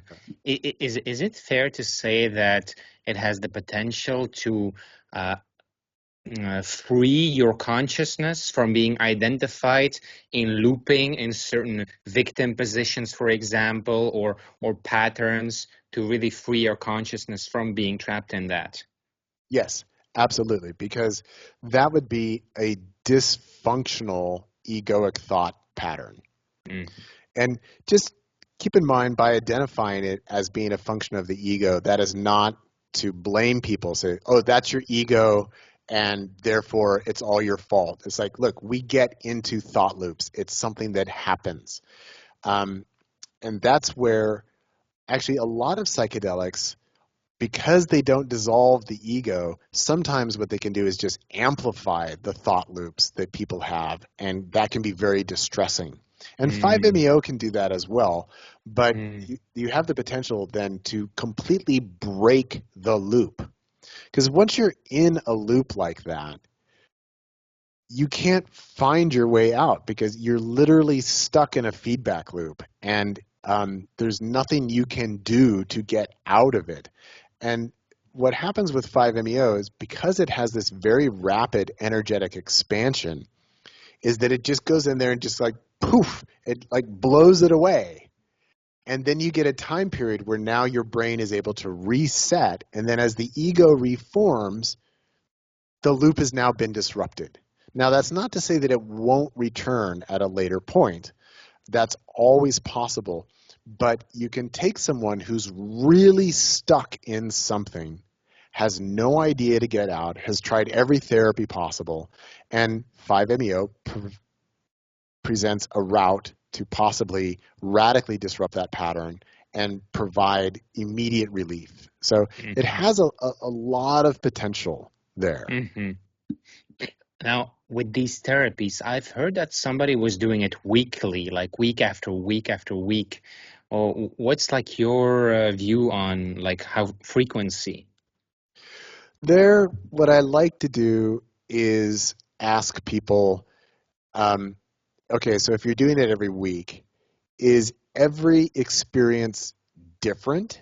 Do you feel like every subsequent experience, is it building on the experience that you had before or not? And so sometimes people say, well, every time I do it, it's the same experience. That's where we have the potential that maybe there's some bypassing going on, or that maybe you're just using it as an escape. So I do like to take sort of this pragmatic approach, that there's not necessarily an ideal of only do it once a month, only do it once a year, only do it once a week. But are you progressing? Are you feeling that you are releasing things that you did not have access to before? Are you feeling more authentic and grounded in your everyday life and reality? And are the experiences culminating? Are they working with each other to bring you to a new integrated state of being? And if somebody says, I'm just getting more confused, I'm getting more lost, I'm getting more traumatized, it's like, okay, so then I think maybe you need to rethink about how you're using it and how often you're using it. And that also this idea that I do promote these ideas of bringing yourself to a point of completion. Sometimes it's just, I'm completed with this energetic process. Now there's another one that's going to start.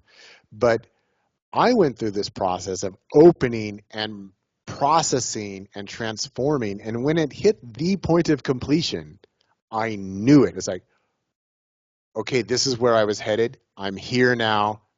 I'm done. Like I've arrived at where this was going to bring me.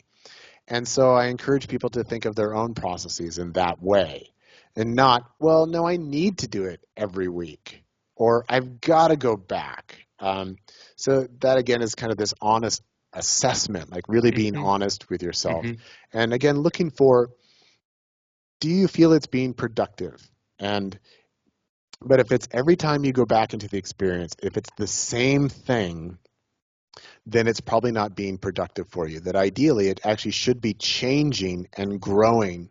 And sometimes that means something unexpected. Like sometimes I get integration calls with people where they say, well, my first experience with 5-MeO was like super blissful and ecstatic, and it was all one, and it was all God, and it was just amazing.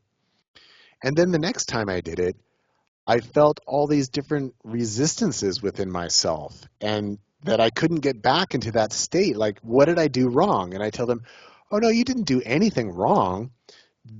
It's just trying to show you these are the things that you need to work on and release and allow.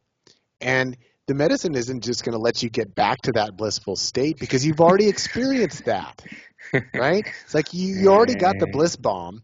Now it's time to do the work. And it's trying to show you this is where you are resisting within yourself. What's your view on doing it in a ceremonial setting with songs and shamans, or like doing it like with more like research type, like more what do you call it? Scientific, like very structured. What's your view on this? And like doing one full hit and then letting it go, or doing extra hits? Okay. So my ideal format would actually be a little bit somewhere in between the full-on ceremonial approach or the full-on clinical approach. Mm-hmm. That I am not personally a fan of over-ceremonializing things and putting on a show and making people go through long, elaborate rituals. I'm just not a fan. I don't think it's necessary. But I also don't think it should just be, I'm a scientist in a white cloak and you're in a doctor's office, that's very impersonal. So I think having a balance between the two where we have a comfortable space. I also am generally of the opinion that doing one-on-one work with a client tends to be more productive than group work, but I think that there's also room for group experiences. You can learn a lot by being with other people and being able to observe and feel other people's experiences. But most people, especially with 5-MeO, do tend to say that they feel that they get the most out of it when they have a more private context and that it's not over-ritualized, but that it is comfortable. So I do think that it's very important that music be a part of the experience. I think the space should be comfortable. People should feel that they can trust and that they can go through whatever they need to go through. That's really the most important, that they feel that they are allowed to scream or yell or throw up or take their clothes off or freak out or whatever it is, and that they're not going to be judged for that.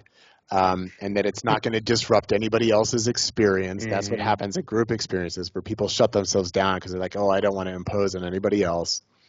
And that I personally think that people who rely on a lot of ceremony, that tends to happen with people who are less comfortable with, I just want to sit here in reality and be with what is. So it kind of becomes a crutch in some instances. And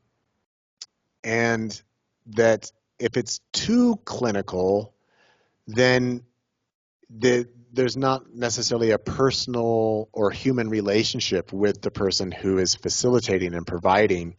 And that I also think that there's room for people as facilitators to work energetically with people that they're working with. There's lots of room for that, in my opinion and in my experience.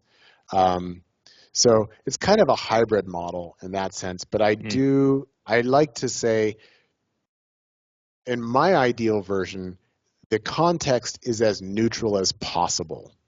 Mm-hmm. Whereas, again, if it's too clinical, that's not neutral. It's like we're really trying hard to be clinical. And if it's too ceremonial, it's like we're really trying hard to make everything sacred. So try and be neutral. And I think that also requires that anybody facilitating, that they really know themselves well. Yeah. Now, in terms of taking more than one hit, I'm also a big proponent of taking more hits until whatever process started with that first hit reaches a point of completion. Mm-hmm. And sometimes that means taking more big hits. Mm-hmm. Sometimes it means taking more small hits. Sometimes it means working up to a really big hit. Sometimes it means working down. It's really dependent on what the person is going through and what they need in order to reach that point of whatever came up for today, we've seen it all the way through, and I'm at a point of completion. Overall, I am not a fan of the method of saying, well, let's start you with a small hit and then slowly work you up to a big hit. And then once you've had that big hit, you're done for the day. There's a lot of people who serve that way. And I don't like it because the little hits don't tell you much of anything about how this person might actually react once they get the full hit, which I like to call your first full hit of 5-MeO. That's the diagnostic round. Now we know how you're going to react and what it is that you need to process. But if we stop there, then it's like, well, we just got your diagnosis, we just got you started, but now we're saying that's the end of your experience. And also, a lot of people actually describe that the smaller hits can be more challenging for them because it doesn't override the ego, but they're still tripping really hard. And so the ego is like, I don't know what to do. I don't know what to do. This is really uncomfortable.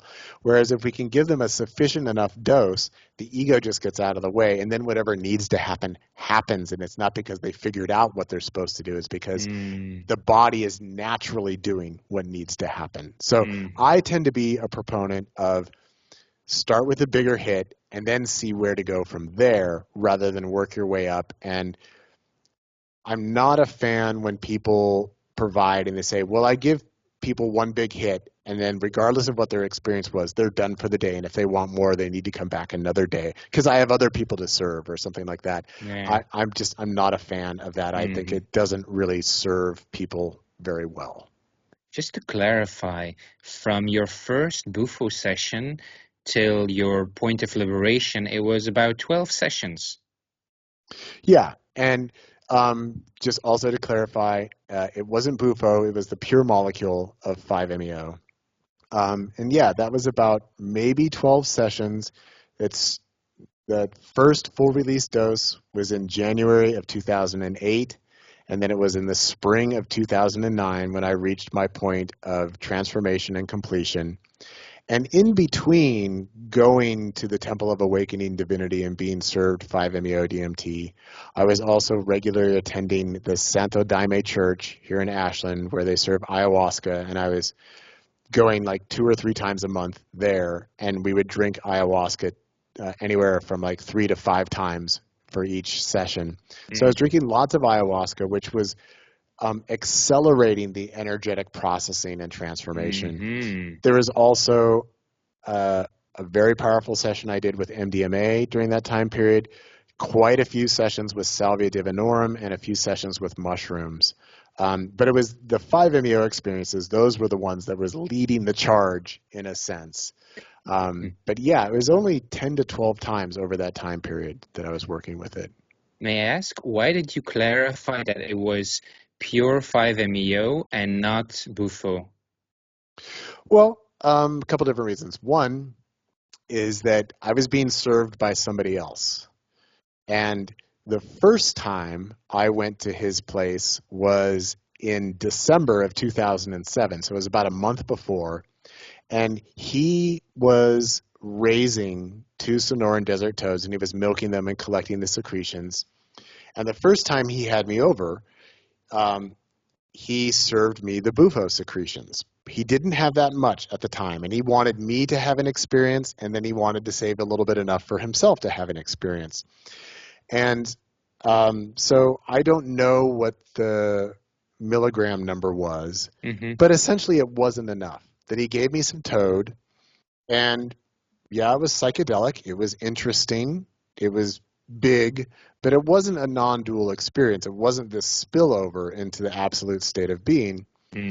And he asked me afterwards, like, wow, where did you go? How was it? And I was like, well, that was interesting. But quite frankly, at that point, I had been doing a lot of work with enhanced leaf salvia and was really used to very powerful salvia experiences. And by comparison, I mean, this was like nothing. So I was like, well, yeah, I mean, that was okay. But, it wasn't that God thing you told me about. So then when I came back, he had a pure freebase 5-MeO DMT, and that's what really did it for me. And that's what he continued to have over the next year and a quarter that I was going there, was the pure freebase molecule. And I always like to emphasize that, because sometimes there are people who are on the toad side of things who say, no, synthetic 5-MeO DMT isn't going to get you there. It doesn't have it's not as good as Bufo. Bufo is so much better. And that's where I always like to emphasize, like, no, synthetic 5-MeO DMT works perfectly fine. If you believe that it doesn't, that's an egoic belief that you've developed and is not reflected by reality. And personally, just with my experiences with Bufo, I think it's easier to work with the pure molecule than it is with Bufo secretions, because you can really adjust the dosage level far more exactly than you can with Bufo. And that I also am of the opinion that the experience is somewhat smoother and less tumultuous than working with Bufo. But I think that either the pure molecule or Bufo secretions, I think they're fine either way. But I always, because this is such an issue in the 5-MeO world, where there really are people who are kind of dogmatic that it has to be toad. If it's not toad, it's not real. It's like, that's bullshit. So I always like to emphasize that my experience is actually with the pure molecule. Do you have dosages that you recommend when people work with it? Yeah, so if we're talking about pure freebase 5-MeO DMT, anywhere from 2 to 5 milligrams, that would be considered like an introductory dose. In almost all cases, that is not enough to dissolve your ego, but it's still very, very powerful. It's actually surprisingly powerful at that level. Then moving up the scale, like 8 to 10 milligrams, that's kind of a medium range dose, which is very powerful. For some people, it actually is enough for their ego to dissolve at that point. But if we want the quote unquote full release ego dissolution, there we're usually talking more like 12 to 15 milligrams. And in most instances, there's not really any real benefit to going beyond that dose range. Because once you've hit the non-dual state, it's the non-dual state. Now, it can become more infinite and more intense, but the results, I think, at that point tend to be the same. And then, like anything beyond 25 milligrams, we're really in a dangerous zone where your body's ability to process that much energy is questionable, and that's where people might have heart issues, might have breathing issues, or might afterwards feel that their consciousness has been so deeply shattered that they just don't know how to put it back together again. So like the highest effective dose is usually around 15 milligrams. And for some people, they go a little bit beyond that, and that's okay. But going too much beyond that is not recommended if you're working with the pure freebase molecule. During the sessions that you were doing over the course of the year, were you always doing 15? Well, so I had access to the HCl form of the pure molecule, which is not quite as active as the freebase form. And there's definitely a bit more flexibility there in terms of how much you're using, because it's still very potent, but you do have to smoke or vaporize more of it to get the same effect as you would get from the freebase. And also because it's not quite as sensitive at the molecular level of like, well, how many milligrams are we serving, that you can be a little bit more casual about it. But the goal was, in working with clients, the goal was that potentially I was putting enough in the pipe for them to have a full release experience every time, but then also adjusting for how soon are they taking their next hit. Do they need a lot more or just a little bit more at this point? And also, I was always taking it with my clients as well, which opens up kind of a whole new dimension of the experience, because then you are in, to use a word from quantum mechanics, you're actually in somewhat of an entangled state at that point, where I could potentially take more and the client could feel that, because we're in this entangled energetic field, and we're working together energetically during that time period. So the interaction itself also amplifies it or diminishes it. But again, the basic idea was, like what I would tell people before we get started, I'd say, once you take your hit, if you can ask yourself, I wonder if I should take more or not, the answer is yes. That ideally what you want is to feel like, oh my God, the only thing I can do now is surrender. And if you're not having that experience, then I encourage you to take more. And, also giving the client some agency around that and say, look, I'm not going to force you to take more. And if I feel like you're holding on and could use more, I will tell you that you can have another hit, but it's up to you when and if you want to take that. But when you were doing your sessions, you were always taking ego-dissolving doses. Ideally, yes. Yeah. Keeping in mind that there's a lot dependent on whether the person is able to let go into it, unconscious aspects that might be resisting or holding on. But in terms of the dosage level, ideally working within that range, that if all things are perfect, you should be able to go all the way within this. So that's what I mean. Specifically for you individually, Martin, you were going at a pace where you were always more or less ready, and you were taking that initiative, always a full dose. But that's not something that every person should do. They should look at, what's my circumstance, where am I at, what do I need, and not because he did it, I need to do it. Exactly. Are there side effects to this? In a sense, yes. Like the most common, if we were just to call it a side effect, the most common would be the issue of having a reactivation.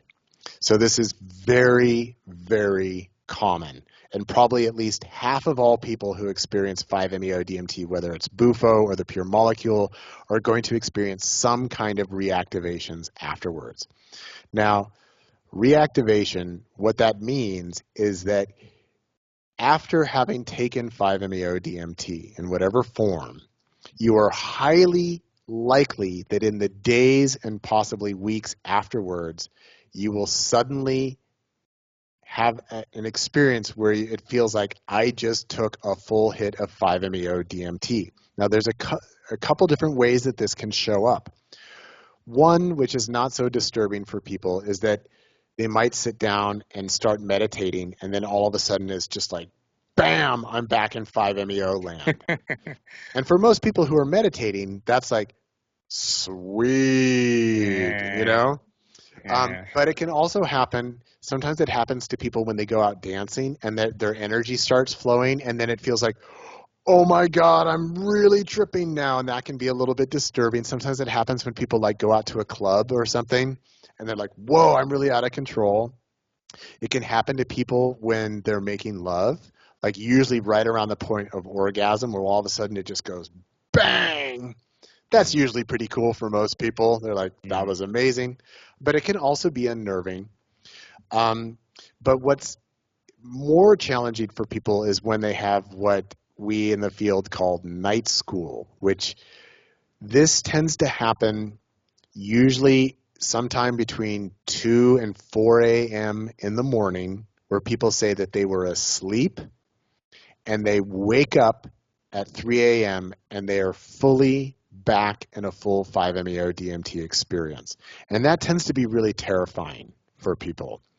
Sometimes a little bit less likely so, that might show up right at the moment where the person is about to fall asleep, and all of a sudden things get really big and really energetically charged. So this is so common as an after effect that, yeah, we could call that this is a side effect of taking 5-MeO DMT. It's the kind of thing that's not going to happen if you don't take 5-MeO DMT. But if you do take it, there's a really high likelihood that you will have these kind of experiences afterwards.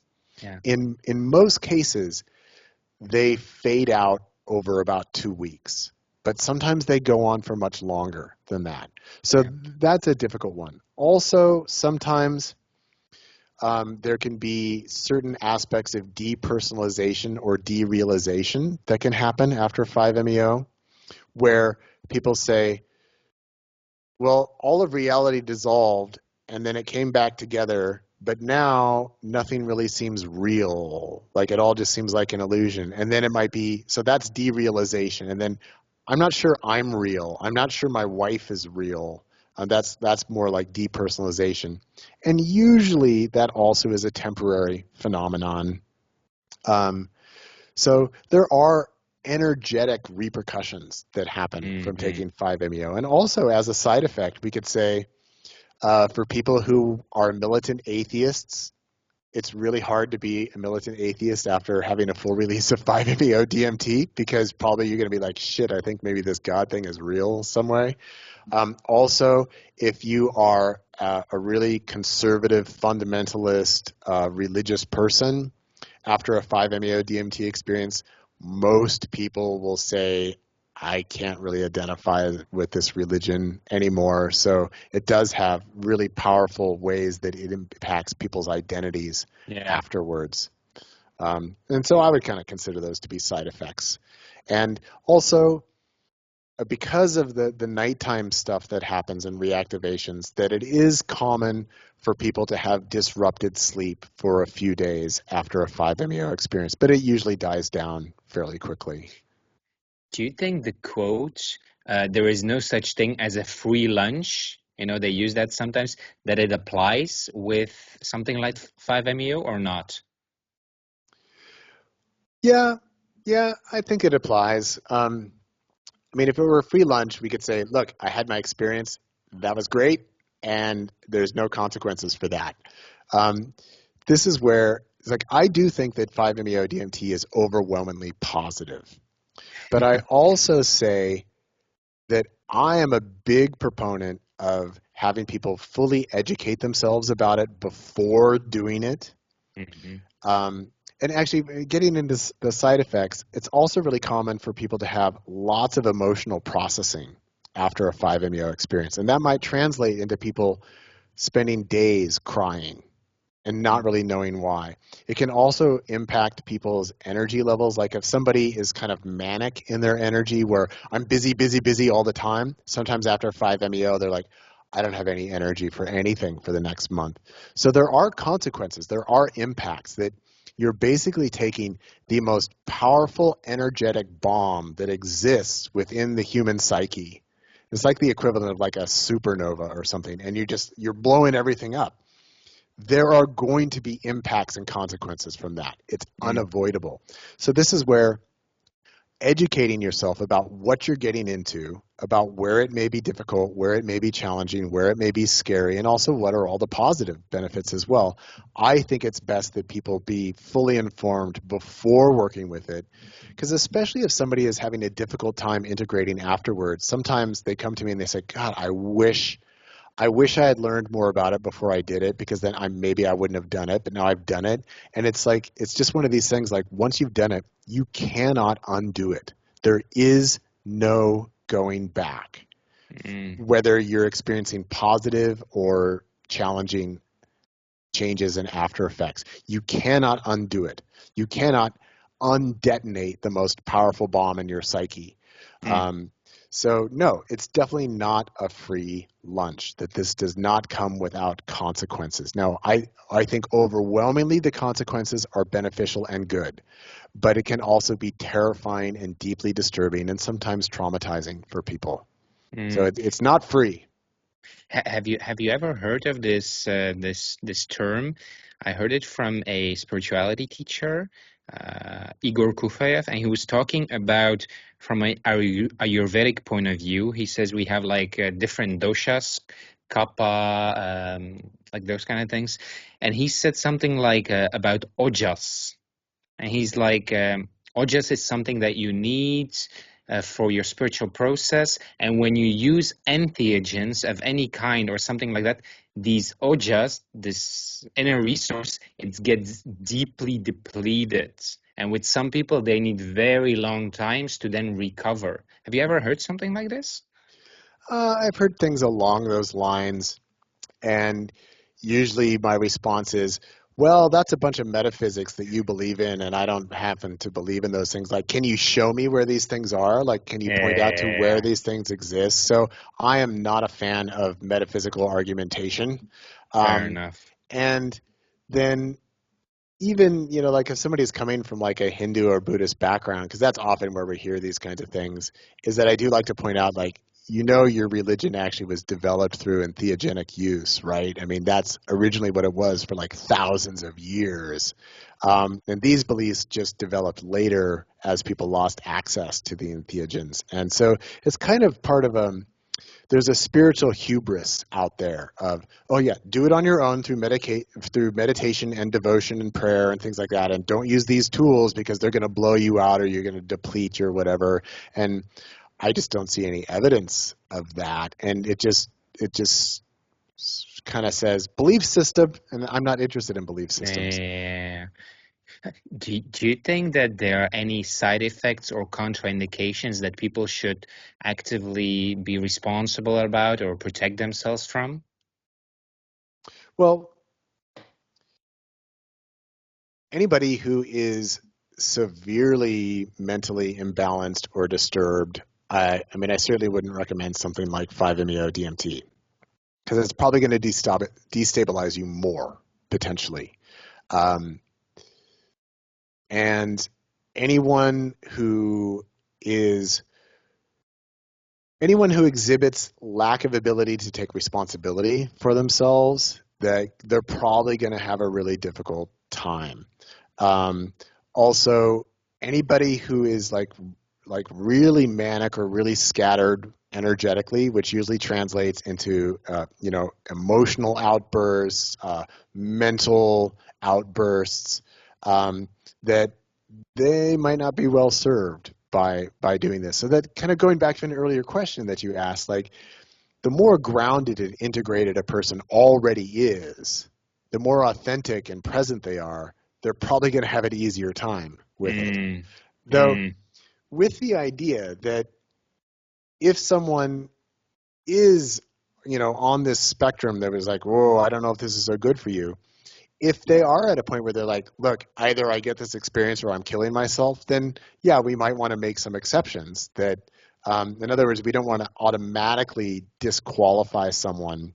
But I do think that it's very wise for people who facilitate to really, I think that's where it really lies, is people who facilitate, they need to determine, do I think this person is a good candidate or not, and really be honest with that, and not just, okay, well, I'll let you do it, even though like there's a lot of red flags here. And then mhm. also people need to take responsibility for themselves. That um, one of the things I used to say in working with 5-MeO with clients was, I'd say, look, you might be looking for relief on some things. This is not a method for that. Actually, what we're going to do is we're going to find wherever you're uncomfortable, wherever you're restricted, and that this is a medicine that gets in there and breaks it up from the inside so that you can process it out.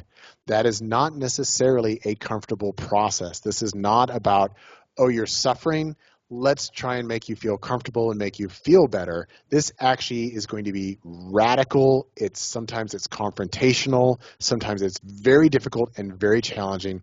So you need to be both in a place mentally, physically and emotionally or spiritually within your life, and also financially and physically within your life, where if you need to go through a deep dismantling process, you're available for that. Yeah. But if you need to get up and go to work at 6 a.m. tomorrow morning and you got to take care of your kids, maybe this is not right for you at this time, because this is potentially very disrupting. And it can make you question your identity and your place in the world. So I just think education, full disclosure, informed consent, and also, again, those who are facilitating to actually say no to some people, say, I don't think that this is right for you. I'm not feeling good about this at this time. I think that those are all important elements. And that with all that considered, ideally, I think all of this should be happening above ground so that people don't have to hide and be secretive about it. And that helps us hold everyone more accountable to the process and how people are doing and how they're being served. And that ultimately is what makes it safer and more accessible for everyone. Have you ever heard that story from Ramadas where he says that when he was taking MDMA or he was taking some kind of acid or something, that his guru he gave it to him and he took a handful and he swallowed it and nothing happened. Have you ever heard that story? Yeah, I have heard that story. I've also heard that that ultimately is an apocryphal story, so that it never really happened. I do not know the truth of that one way or another, but there's a certain level of that, yeah, that potentially could be true, that if you take someone who really has done the work of freeing themselves from their crap, that they could take a high dose of something and like, well, yeah, not much is happening. Well, why not? Because I don't have anything that I need to process, so it's not having much of an effect. And it's also the case that some people actually have such a profound level of inner resistance that they're not getting any effect from whatever it is that they're taking. So it's not, I mean, in other words, you need to have more information. That just because someone said, well, I took a whole bunch and nothing happened, that doesn't necessarily mean that they're liberated or that they're completely resistant. It's like we don't know. Interesting. Is there any psychedelic you're working with right now? Not really. Maybe once or twice a year at this point, if I have time, I will do like a solo session with MDMA or MDA. Right now I am involved with the Mindscape Psychedelic Institute, and we're doing this 5-MeO facilitator training. We recently had our in-person session for that, and I did take 5-MeO when I was working with the students there, but that was just in this limited context. I have been gifted more mushrooms than I know what to do with. Right now, mushrooms actually they're not interacting with my digestive system in the best way. So my most recent mushroom experiences have been kind of unpleasant with like a lot of burping, which is just not fun. But yeah, I'm not doing a whole lot of psychedelics these days overall. A lot of it just has to do with my daily schedule, my family, and I'm not actively facilitating anymore. That I haven't done that since 2016. So my personal psychedelic use has really dropped off since then. Yeah.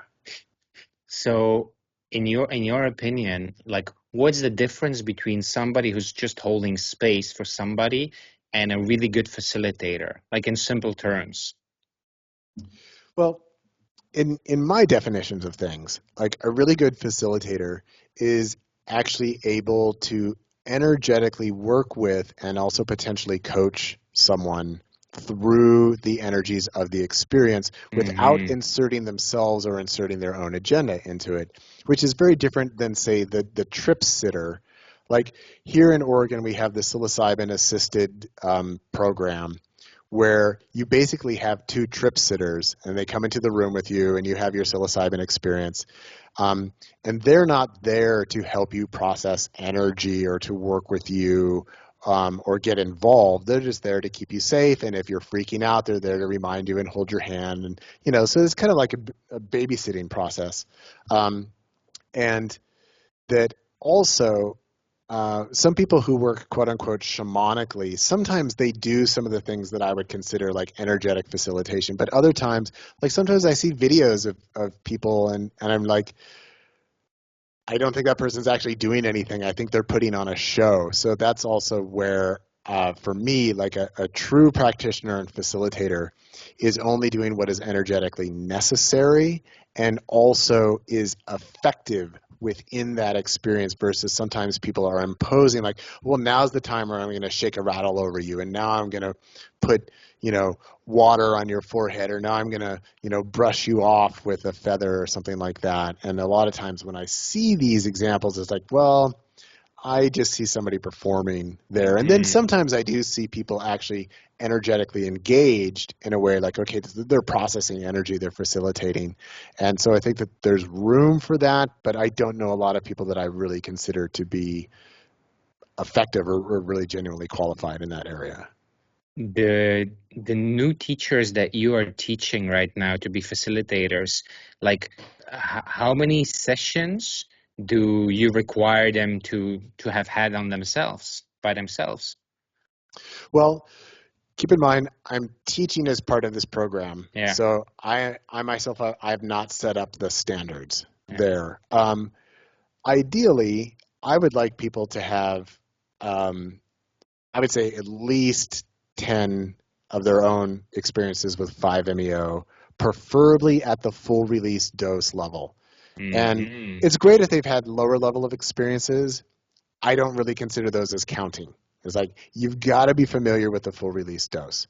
And then also, ideally, I think it's best for anybody who wants to facilitate or serve the medicine that they should have the opportunity to witness many different people have full release doses with 5-MeO. At this point, it's actually kind of easy that you can go online and you can watch lots of videos having 5-MeO experiences. So I think that can be very educational, and especially like with my participation in the program, that I do have very energetic analyses of how we move through these experiences, how we can read them, how we can understand what's going on as these different things are presenting. And I'm kind of giving those tools to the students so that they can watch a video and they can kind of have somewhat of a similar understanding to what I might have in watching that video. But I think having lots of ability to witness or lots of opportunity to witness others, I think is very important, because for a lot of people, especially people who have an easy and very positive experience with 5-MeO, you come away with, oh, that's so easy. Look, you just take it and then you go into this God state and it's like so beautiful and amazing. And then you come back and you're like, oh my God, I'm transformed. Yeah. After my first experience, that was my impression. I was like, oh my God, this is so easy. And then it was through observing other people. It's like, oh, some people fight with it. Some people resist. Some people hold on. Some people really get lost in it, that I was able to understand, like, my experience is not the automatic experience. I do think it's the pinnacle of the experience, but it's not automatic. And it was only by observing others that I was able to really understand that. So I think that it's very, very important that no one just jump into it like, oh, I had a positive experience, I'm feeling really inspired, now I want to serve other people. That it really does require a good education. And even with the Mindscape Psychedelic Institute, really what we're doing there is we're focusing on the idea of, we want people to be safe and conscientious providers of the experience. We are not looking to train them to be energetic practitioners in the way that I was working, because I don't think that's really trainable, for one, and it's really advanced, and that it's just not really feasible in a coursework kind of program. That would take like an apprenticeship. And even there, like back when I was facilitating, I did have a few people come and say, well, I want to work with you so I can learn how you work, and I want to work in a similar way.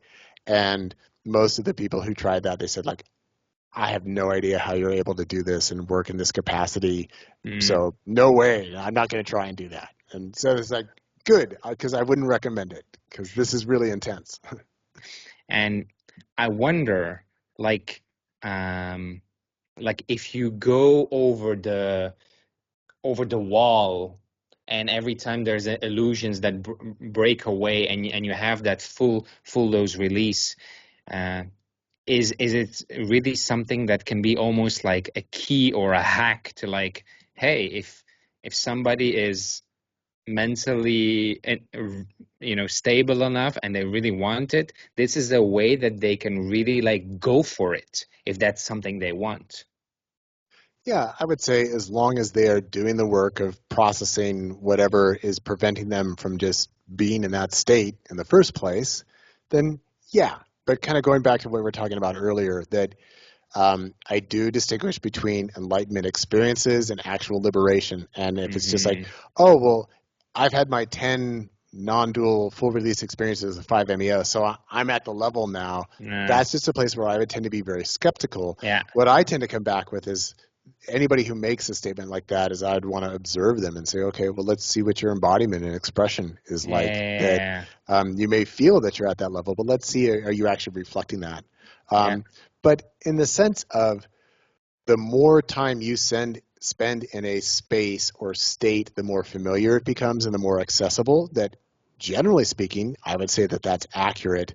But I don't think that we can just put a convenient number on it. Like, okay, you've done it 10 times, you're good now. It's like, well, maybe not. Yeah. In your day-to-day life, like, I wonder, when you observe how your system is, how is your system now versus how was it before?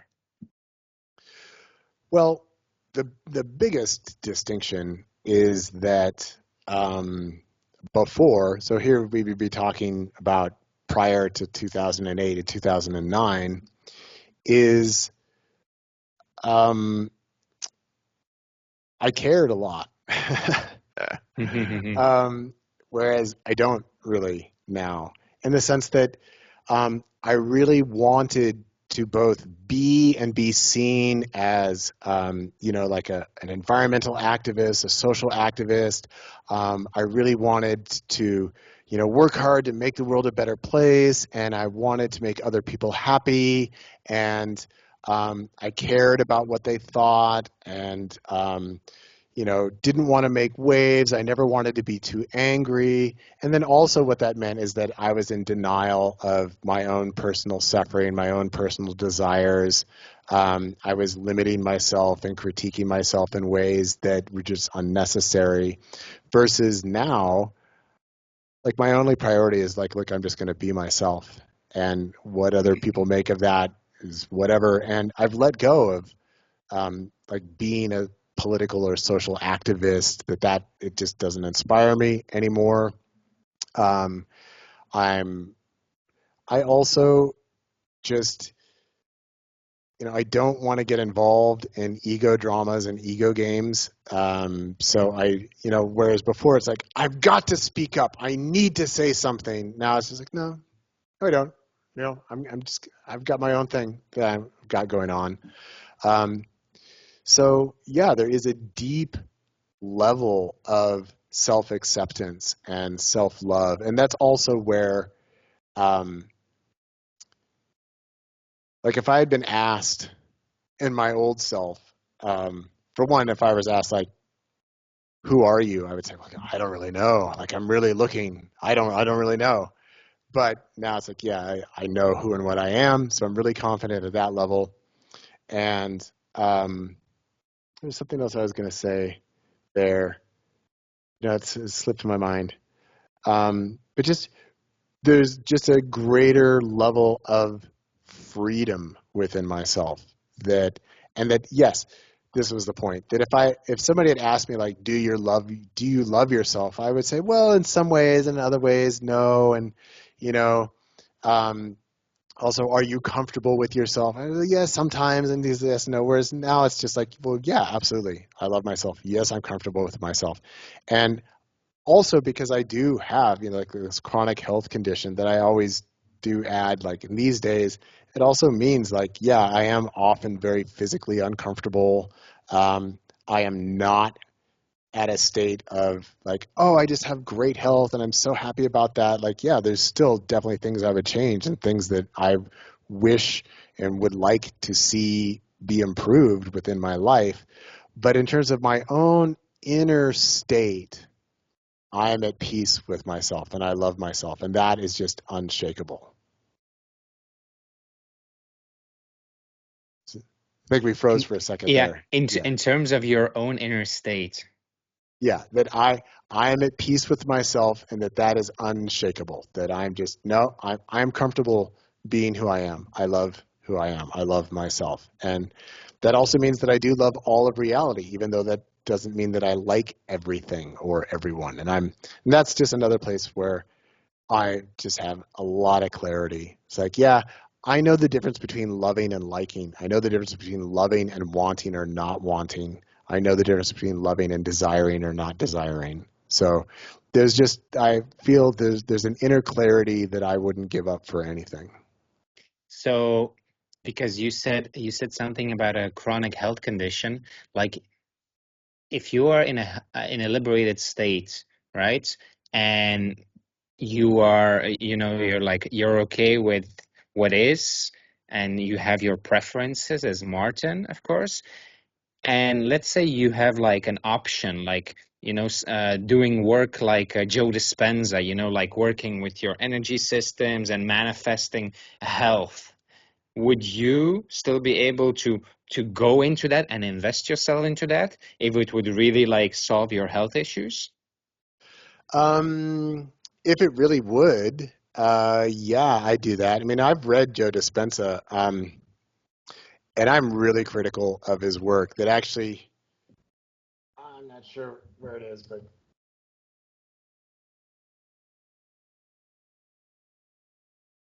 of the altered states of being awake, where I tell all about this chronic sleep disorder that I have. That I have a whole section where I kind of pick apart Joe Dispenza's work. That basically, I don't buy it. I just don't buy it. Yeah, I don't buy it.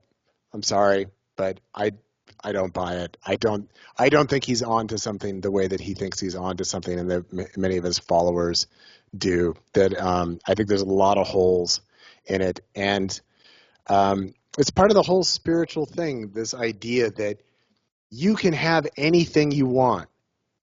What you are we talking about? We're talking about the egoic you. You can have anything you want.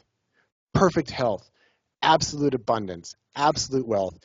And it is such a privileged perspective, right? Like you go to somebody in an area that's been suffering drought for the past 20 years, and everyone they know has died of famine and starvation. And like, you can have all the abundance that you want. You just need to visualize it in the right way and activate your energy in the right way.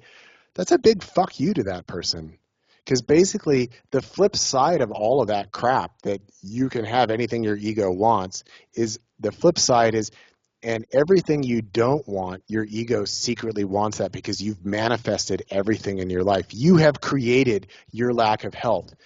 Or if you take parents who their child dies of a rare disease 5 days after death, it's like, you think somebody manifested that shit? No. So it's delusional, it feeds the ego, and it's nonsense that there is not unlimited resources. Not everyone can live as a millionaire. There's not enough money for that. Not everyone's going to have food to eat every night, because some people live in places where there's famine and drought. And this idea that you can just visualize your way into a better quantum version of yourself, that's just stupid fucking pseudoscience. That's like bullshit. So it really, raises my hackles, because it is so common. Like even the other day, I got to tell you, I had this guy on Facebook, and he sent me a picture of him reading the book The Secret, and I responded back to him and was like, yeah, that's just a bunch of ego nonsense. Like, why are you reading that? He's like, no, this manifestation stuff is totally real. And I was like, and I came back and said, no, it's not. And then he sent me another message saying, well, Martin, with all due respect, I think you're completely wrong. This manifestation is real. Abundance is available, and we can all have whatever we want. And then I wrote back and I said, okay, good luck with that. And then he wrote again. He's like, oh, well, now I'm confused. Like, well, why doesn't it work? And what do you mean? And I was like, well, you tell me. You're the one who just convinced yourself that you believe all this stuff and that it's real. So, Mm-hmm. like, don't ask me. Like, you already Mm-hmm. asked me, and I said this is my opinion of it. So, yeah. In other words, yes, my rampant skepticism probably does block me somewhat from the placebo effect to some degree. Mm-hmm. Probably. Uh, thank you for sharing. I must say, I remember some years ago when I was in a bit like feeling down, and I remember I was watching the testimonials. And when you know when you see people who've gone through a healing journey, like on stage, and they tell their story of how they were suffering and then their transformation story on some emotional human level, on a human level, it just touches you, or it makes you feel like, wow, if they can do it, maybe, yeah, like, like you believe in magic, you Yeah. believe Yeah. like, wow, maybe, like because you see what the person was, or you hear the story where they was, and you see where they are, and you're like, wow, they went through that. And so I remember I tried doing the meditations, and I must say, like, after doing it like constantly for a month, 2 3 months, I did notice differences, and I did notice that life was different, and like the interactions with people, it's like, yeah, everything was like smooth, and there was like more synchronistic events and more adventures and stuff. And I don't know whether it's placebo, whether it's really working. Like, I just know it works, and it works for me. And I think all in all, it's a really, like, whatever they're doing, they're inspiring hope and love, community, and growth. So for me, that feels something that's worthwhile. Yeah. So those are some potential positive benefits of it. And, I think for a lot of people, what it can come down to is often when we are suffering something from something, we're just like, Mm. I want to put our head down and like, how do I make it through? How do I make it through? And really what he's kind of encouraging is, well, spend time loving yourself, spend time getting to Mm-hmm. know yourself, spend Mm-hmm. time being present with what is and being grateful. All of those things are positives. Those are good. And it's almost like a magic trick. It's like, okay, so let's create this whole program that you're going to do all this stuff. But that's kind of the magic trick. And that really it's, well, if we could just be more loving and attentive and compassionate with ourselves and with others, that does create a different experience of being in the world. Um, Mm. but then see what doesn't get shared is the people who don't get positive benefits, and then they blame themselves for not doing it right, or not working hard enough, or not giving Mm. enough money, or not attending enough workshops. And so there Mm. are Mm. darker sides to that. Mm. And Mm. that's Mm. not what's getting shared, of people Mm. who, oh, I invested everything on following Joe Dispenza's method, and life still sucks, right? He's not going to bring somebody like that up on stage. Of course. I mean, why would he, right? He wants to bring Mm. up positive experiences. And then because none of this is done scientifically, that we can't actually make a distinction between causation and correlation. That we do know some diseases, I mean, any doctor will tell you this, sometimes people just get better and they're dumbfounded. And even the person's like, oh, I don't know, it just fucking got better. I don't know, you know? But if somebody's might have some kind of spontaneous remission that's happened, or maybe even they're taking some medication or something else, like we don't know the clear line of causation. And that's where I kind of put on my skeptic hat. Like, okay, let's remember, correlation is not causation. And just because your more positive mood correlates with having done these practices doesn't mean it actually caused it, that it might have just been a magic trick or sleight of hand in some way. And yeah, you know what, in my desperation, yeah, I even tried listening to him, but honestly, his voice like really grates on my ears. Like it's like, Mm. now we're in the energy center. It's like, oh fuck, dude, like, please stop doing that. Like, if you're gonna do these meditations, like, man, find a more resonant tone for your voice. So I tried doing all that stuff, and Yeah. unfortunately, everything still sucked. So, Mm. but Well, anyway, for anybody, if it works for you, like, great. It's like what I said to this yeah. guy on Facebook regarding the secret. It's like, dude, if you think it works for you, great. But I've seen a lot of people who kind of go through phases where they're like, yeah, this really works, and then like some shitty stuff happens in their life, and they keep trying it, and it's not getting better, and then they go through a disillusionment period. So I often see it as sort of like a phase that people go through, and it's not to Yeah. try and discount your own positive benefits, like, because I'm also a pragmatist. If something gets you positive benefits and you feel like it helps, and it's not hurting you, like, go for it. Yeah. Yeah. So, when people have uh, troubles and difficulties using entheogens and tools, do you recommend them working with like one facilitator or going to different facilitators, or just find somebody like you and work with you on their journey? Um, Ultimately, what I think is best is finding someone or some people that you really feel that you can be honest and vulnerable with, Hmm. and that whoever it is, that you don't feel like they're trying to indoctrinate you or give you a bunch of beliefs, because sometimes you go to people in the psychedelic world and they say, here are all my beliefs. And if to work with me, like, we're going to be talking about all these astral realms and all these chakras and all these past lives and all that stuff. And that resonates for some people, but it's really alienating for other people.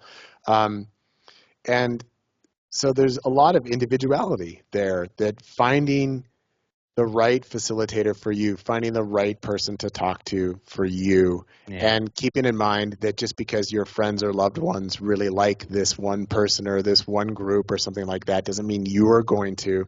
And there's a lot of peer pressure where people are like, well, my friends really love this person, but I just don't feel right with them, but they want me to work with this person. So, and within that, also, if people want to work with a variety of different people in a variety of different contexts, I think that's great. And other people, they're like, no, this is what works for me, so this is what I want to keep doing. The most important thing would be going back to the idea of, well, be honest with yourself, and um, really look at, am I actually benefiting from this, or am I becoming attached to this provider or this context, or am I doing this for social reasons or other reasons? But just being honest and just keeping it real. That for me is the most important thing. Just keep it real. Keep it real. And I also know that, I mean, some people find me really challenging. And so, Mm. it's not like, yeah, everybody's got to work with me, because, yeah, I might actually challenge you. Um, Yeah. and so that's why I like the people who come to me. They tend to gravitate towards, people say, I really resonated with the way you're describing things. And that's what I'm looking for. I'm not looking to try and convince anyone of anything. I'm not looking to have an argument with somebody, you know. Mm. Mm. So, We talked about setting, optimal setting, recommended way to work with it. Do you recommend this when you work with entheogens to do it as a project that's maybe long term or short term, or something that's recreational? well, depends on what you're looking for. Psychedelics are great for recreational experiences. And even there, it's kind of an area where I think some people in the psychedelic world are kind of getting puritanical to say, oh, if it's not spiritual or if it's not therapeutic, Mm. you shouldn't be doing it. It's like, well, actually, taking psychedelics can be a lot of fun, and there's nothing wrong with having fun. Sometimes people are attached to, no, we've got to be serious, or it's got to be suffering, um, or you've got to be healing. Like, well, but actually, sometimes it's okay just to have fun. There's nothing like, I like sometimes tripping and watching a movie or watching a nature documentary. It's like, that's kind of fun. I like tripping and just listening to music, not because I'm looking for anything, but it's like I enjoy that. Like, I finished my most recent album a few months ago, and I just been waiting to when I would have time to actually take some MDA when my son was out of the house for the day and the night, where I could just do my own thing and not have to worry about being a parent. And so that actually came up a couple weeks ago, and I took some MDA and I listened to my latest album, and I just loved it. It's like, oh my God, so much fun. I'm so glad I'm doing this, you know. I wasn't looking for anything else out of it. But also, if people do want to transform or heal or grow or learn, then yeah, they're available for that. Yeah. So I don't see it as necessarily needing to be one or the other, and it can also be among just the same person. Sometimes I'm doing work, and other times I'm just having fun. And then also, even when you're doing work with entheogens that I use this term of bonus time. Like, if you've processed all your stuff for the day and you're still tripping, well, then that's bonus time. Now do whatever you want. But to like, oh, I've got to keep it sacred. I've got to keep it serious. I've got to find the next trauma to unpack. That's the ego getting in the way of saying this is what needs to be versus what is. So I also encourage people to be open. Yeah, do the work. And then if you hit bonus time, take advantage of bonus time. Enjoy the fact that you have bonus time. If you had people who work with you and they go to a facilitator or to an event, what are some definite red flags that you say that's no? Well, any facilitator that rushes people through their experience or dismisses them in some way, facilitators who aren't able to answer questions before you work with them, facilitators who just come back with, oh, because it's sacred or something like that, that would definitely be a red flag. You know, I do recommend that if people are going to like a retreat center or going to a treatment center, to research it first. Like, don't just go because their website says, we have the best medicine, we guarantee the best experience. Like, actually do some research and find out, what do people have to say about this person or about this group? What are their reports? And especially when working with 5-MeO, I do like to recommend that people make sure that they're working with somebody who allows for extended experiences and is not just, here's your experience, now you're done, we're moving on to the next person. And also, ideally, someone who at least is able to give you referrals for integration and aftercare, even if they don't provide it. Because I also consider that being an integration specialist or coach is different than being a facilitator. These are two different jobs. I don't expect everyone to do the same job. But at the very least, they should be able to give you resources. Because sometimes people are served by someone and then they're just left hanging afterwards, and sometimes they end up calling that person or emailing, they don't hear from them again, and they're like, oh my God, I don't know where to turn to. So like, just doing the basic work of making sure, like, I feel like I can trust this person. And then even, again, the trust. If there's anything that makes you like, I'm not sure I really want to work with this person, that you should probably listen to that. Even if everybody says, no, this person's the greatest, if you're like, oh, I don't want to, it's not necessarily the indication that there's something wrong with that person, but that for whatever reason, they're not resonating with you. And if they're not resonating with you, then there's a high likelihood that you are going to prevent yourself from having the fullest experience that you could have, because you feel like, I can't be vulnerable, I can't open up, I can't trust.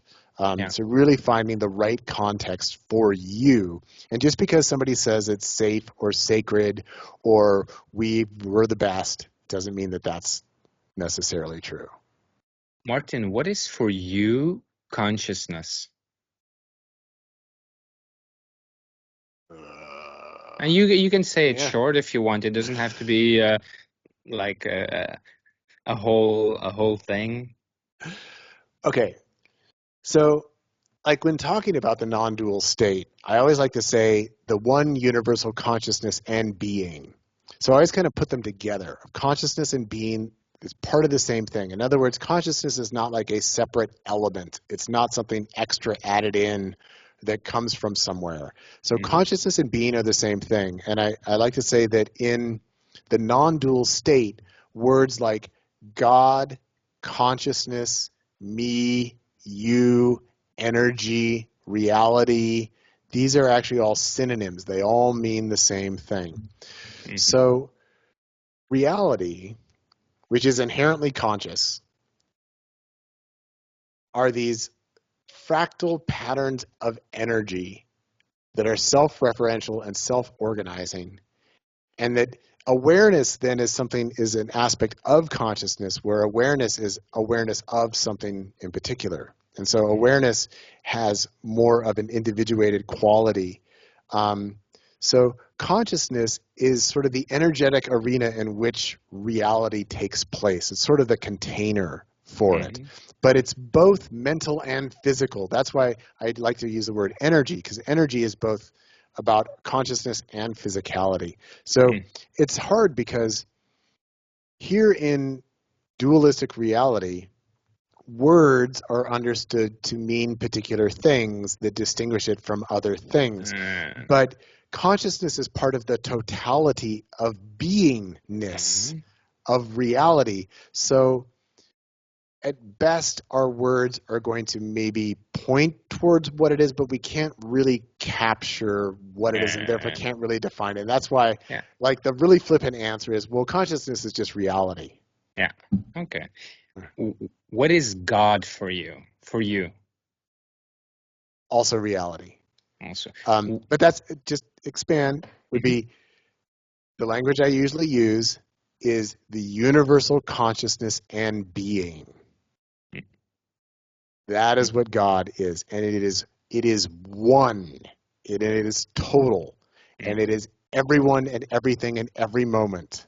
It is all. But I like to emphasize the beingness, because it's not just empty consciousness. It's not just empty space. And it's also not an individual that says, I create the reality and I judge that. So it's consciousness and being, which is energy. It's alive. It is, and alive implies constant movement, constant change, constant transformation, constant becoming, constant dissolution. It's this ongoing process of being, and that we as individuals, we have awareness of, like, this little tiny perspective of this universal thing that is like looking out through our eyes. So that's what God is. But God's not like this moralistic thing of like, oh, here's my book that will tell you all the rules, and if you don't behave, it's going to be bad for you. Like that is not God. So we as individuals, we don't have the quality of wholeness and infinity, but we have the essence of God, and if we can access that essence, then we can experience the quality of wholeness and infinity. Yes. Okay. So what are archetypes for you? Well, it's kind of a muddy thing, because archetypes, I think, are largely culturally constructed. So an archetype is kind of like a way of identifying a theme or pattern that might arise within behavior or consciousness or thought or even emotion. But like Carl Jung is of the position that, well, there's this collective consciousness that we all share, and archetypes reside within the collective consciousness. And I'm a little bit skeptical of that. I think that reifies them a little bit too much. That's where I like to use the term of, there's the divine imagination, and then there's individuated awareness and the individuated imagination. And that these I do see as fundamentally different. One is much more narrow than the other. So as we enter into the divine imagination through altered states of consciousness, we might experience things that we perceive or feel are archetypal in nature, but I also feel that they are largely shaped and structured by culture, society, expectation, things like that. But ultimately, they're only middlemen between the individual consciousness and unitary consciousness. And that's why I ultimately don't put a lot of weight on them, because they're just a placeholder in between these two poles of existence. So like sometimes, it's not all that uncommon for people to have a psychedelic experience and say, well, I saw Jesus. Now, does that mean that Jesus exists out there somewhere? Yes, in a sense, but also not really, because it's just an appearance within the perceptual awareness in the transition, perhaps between individuated awareness and full non-dual awareness. Because once you get to non-dual awareness, there's no Jesus anymore, because there's only the oneness. So I don't want to reify an archetype too much. If they show up in people's experience, we might want to identify them and say, well, this is your relationships to sort of this archetypal presentation, but let's not make too much of it, ultimately. Can you say something about the embodiment of archetypes that we see? Well, there again, I don't necessarily think that people embody archetypes. That's just a way of trying to put a label on an energetic presentation that might have certain thematic elements. So like, in other words, like if somebody says, oh, well, I rebirthed my inner child, right? That's kind of dealing with like an embodiment in a presentation, an archetype. Like, does the inner child really exist? No, it's a construct that we identify and that we might have an experience of, but it doesn't really absolutely exist. It's just a construct. Or if somebody is like embodying the divine masculine, like does the divine masculine exist out there? It's like, no, we have male bodies, and male bodies process energy in a way that's different than most female bodies. So yeah, we can make these generalized distinctions, but I don't think you're really embodying that an archetype as like, I'm downloading a blueprint from the ethers, and now that blueprint is here. That it's just more of a construct. And so that's where I like to say, look, we're beings of energy, and we can experience all different kinds of things within this spectrum of possibilities. And then just like in like the electromagnetic spectrum, certain wavelengths present as red, and then some as yellow and orange and green and blue. And that's how we see it. That's how we perceive it. That's how we experience it. It doesn't mean, well, is that really red? Like, what is the essence of red? Like, well, no, it's a wave pattern. Okay. So I think that some of these archetypes, it's kind of more along that sense where we've given it a name or an identity, but it's not absolute because it's in relation to our experience of it. Are you familiar with the term avatars? Yeah. What's your view on that? Well, it really depends on what way we're using the term. Now, if we mean that someone is the divine avatar or incarnation of some archetypal spiritual energy, then that's where I would say, well, that sounds a lot like your ego is talking. So if somebody says, well, I'm an avatar of Vishnu, it's like, well, okay, but Vishnu is it's a cultural construct. And so you want to be seen as this avatar. But actually, usually it tends to come more from other people. Like, oh, no, this person is an avatar of Vishnu or Shiva or something like that. So in that sense, yeah, I think that's kind of just more ego games. Like, that's my comeback is always, everyone is God. Everyone is God. No one is an avatar of some divine consciousness, because we're all just God performing as the people that we are. And that's where, again, an avatar is like a middleman between individual identity and universal identity. And we are all the universal. So please just stop pretending, would be my response. What's like your view on somebody like Jesus or a Buddha? Well, honestly, my view would be something that is mostly complicated by historical study and academic research. I'm very skeptical that there actually was a historical Jesus. To me, presents more as like a literary construct and character that now has become so ingrained that, yeah, it has like this archetypal presentation within consciousness. Again, people do see Jesus in visions. That, to me, that does not indicate that Jesus is an actual person or is some kind of spiritual force in the universe. It's just part of what's out there within consciousness of how it can present itself. Buddha, I think, is a little bit more compelling as a historical figure because Buddha actually established the Buddhist tradition, whereas Jesus didn't establish anything. That all came from people afterwards. But even when we get into Buddha, like there's a lot of coincidental similarities between Buddha and Mahavira, the founder of the Jain tradition. And so some scholars are even of the opinion, like, are we talking about two different people or is this the same person? Have they been mythologized into each other?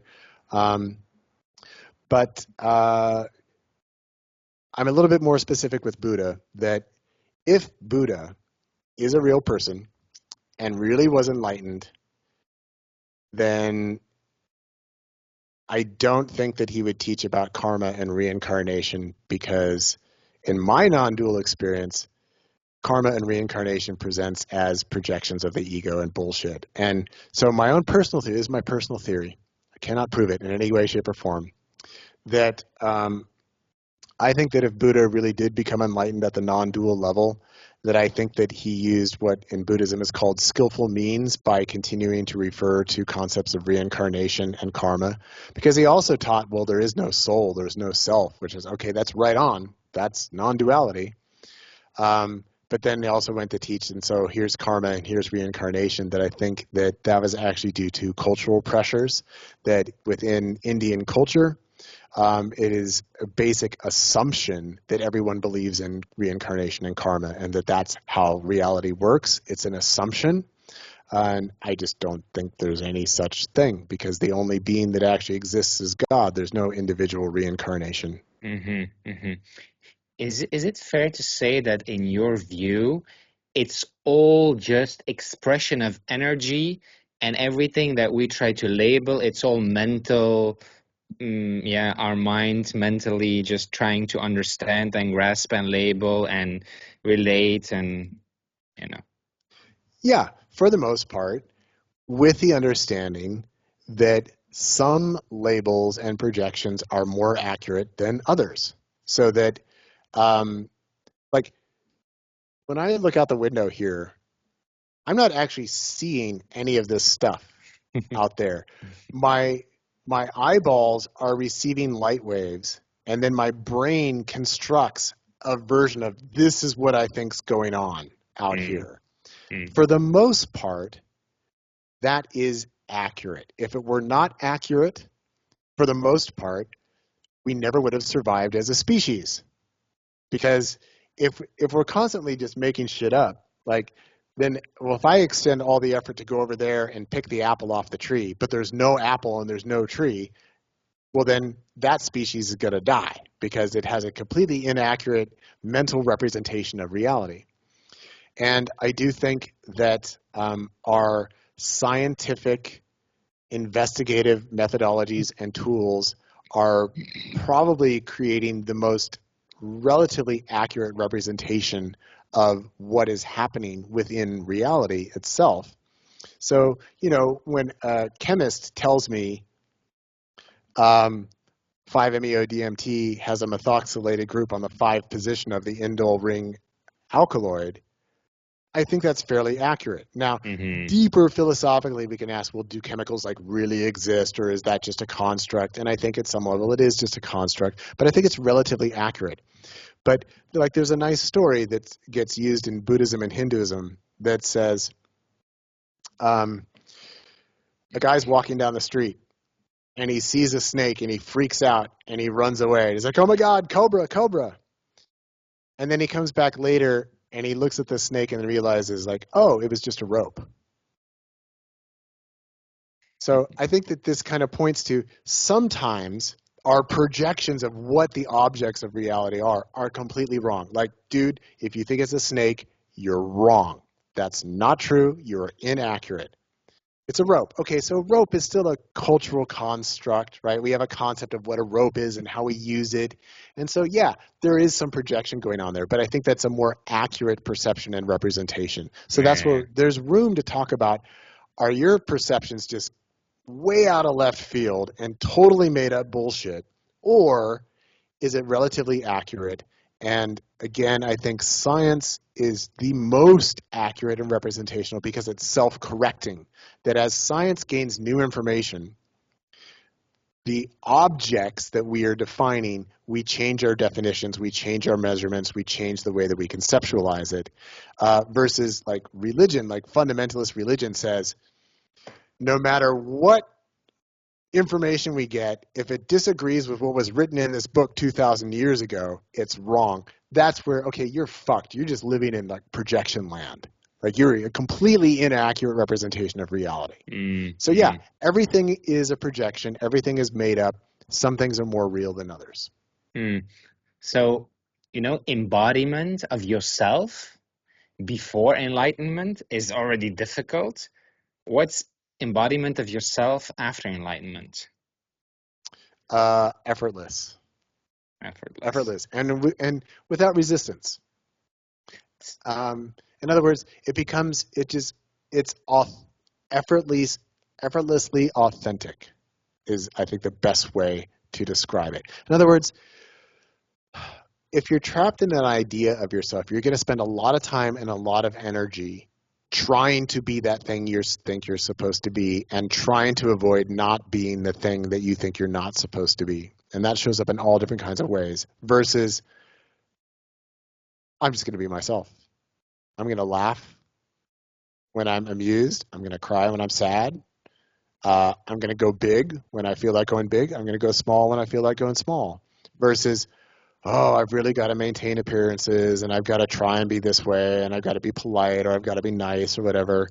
And I don't think that it's an excuse to be an asshole or to be a jerk because I do think that we naturally, energetically tend towards compassionate interaction unless we have a mental disorder and we're a sociopath or psychopath. I think that people are naturally compassionate and empathetic and that the authentic liberated state, again, it's effortless, that you don't have to try. You're just allowing that this is what is naturally arising within me. So that's how I'm naturally going to embody and express myself. And it becomes very natural. But if there is no control, who or what chooses how to go? Well, that's kind of the mystery of being then, that all of reality is a constant interchange and transformation of energies. So there's always something happening. And that happening involves reactions, results, outcomes. And so, as the light comes into my eyes, I can see outside and like, oh, I'm excited about outside or whatever it may be. That there's always this exchange between in the body, out of the body, and how things are being received and processed through. But when we're, it's kind of like seeing, sometimes you watch an actor in a movie and you're just like, God, they're trying so hard to be that character, but I'm just not buying it, right? They're trying. Versus some actors, they're just effortless. And it's like, do you have to work hard to be that character? It's like, no, I just do it. Okay? So that's kind of the same thing with people, that you just be present with what is and respond to it and allow. And you're more aware of when you're likely to create stories and attach meanings and projections. So it just frees up a lot of energy to just be as you are. And it's much more satisfying, I think. I wonder, do you ever still experience self-conflict where, for instance, you're in a situation and your head says one thing, your heart says another thing, your belly says another thing? Yeah, that's always possible to encounter. And sometimes it does just come down to there are conflicting signals or there are conflicting desires. And there, really what it comes down to is then because you've cultivated self-awareness, that you're able to be with it and see, okay, what is the most authentic choice for me in this situation, where it's not immediately clear what should I do, follow the head, the heart, or the gut, or whatever it may be. Mm-hmm. But you're not as pushed and pulled as you might otherwise be in that kind of situation, because you're coming from a place of inner clarity, even though it might be a confusing situation. Your highest inner clarity or your highest truth, where in you does that originate? Is it your heart? Is it your, I don't know, your sense of it feels right? Or Yeah, I would say in most cases, the heart is more energetically centered than anything else. But that's also where, especially if the heart is closed or if it's been wounded and it hasn't been healed, that's where it becomes very confusing to, like, what does it mean to even listen to my heart and to pay attention to that? And like, where does it come from? That's kind of like the mystery. Like, where does it come from? Like, well, it comes from what we are, and it's just there. Mm. And in some sense, it doesn't come from anywhere. It's like, okay, to just put it in different terms, I don't know, our heart beats, right? And there's Mm-hmm. an electrical signal that Mm-hmm. creates the heart beating. It's like, Mm-hmm.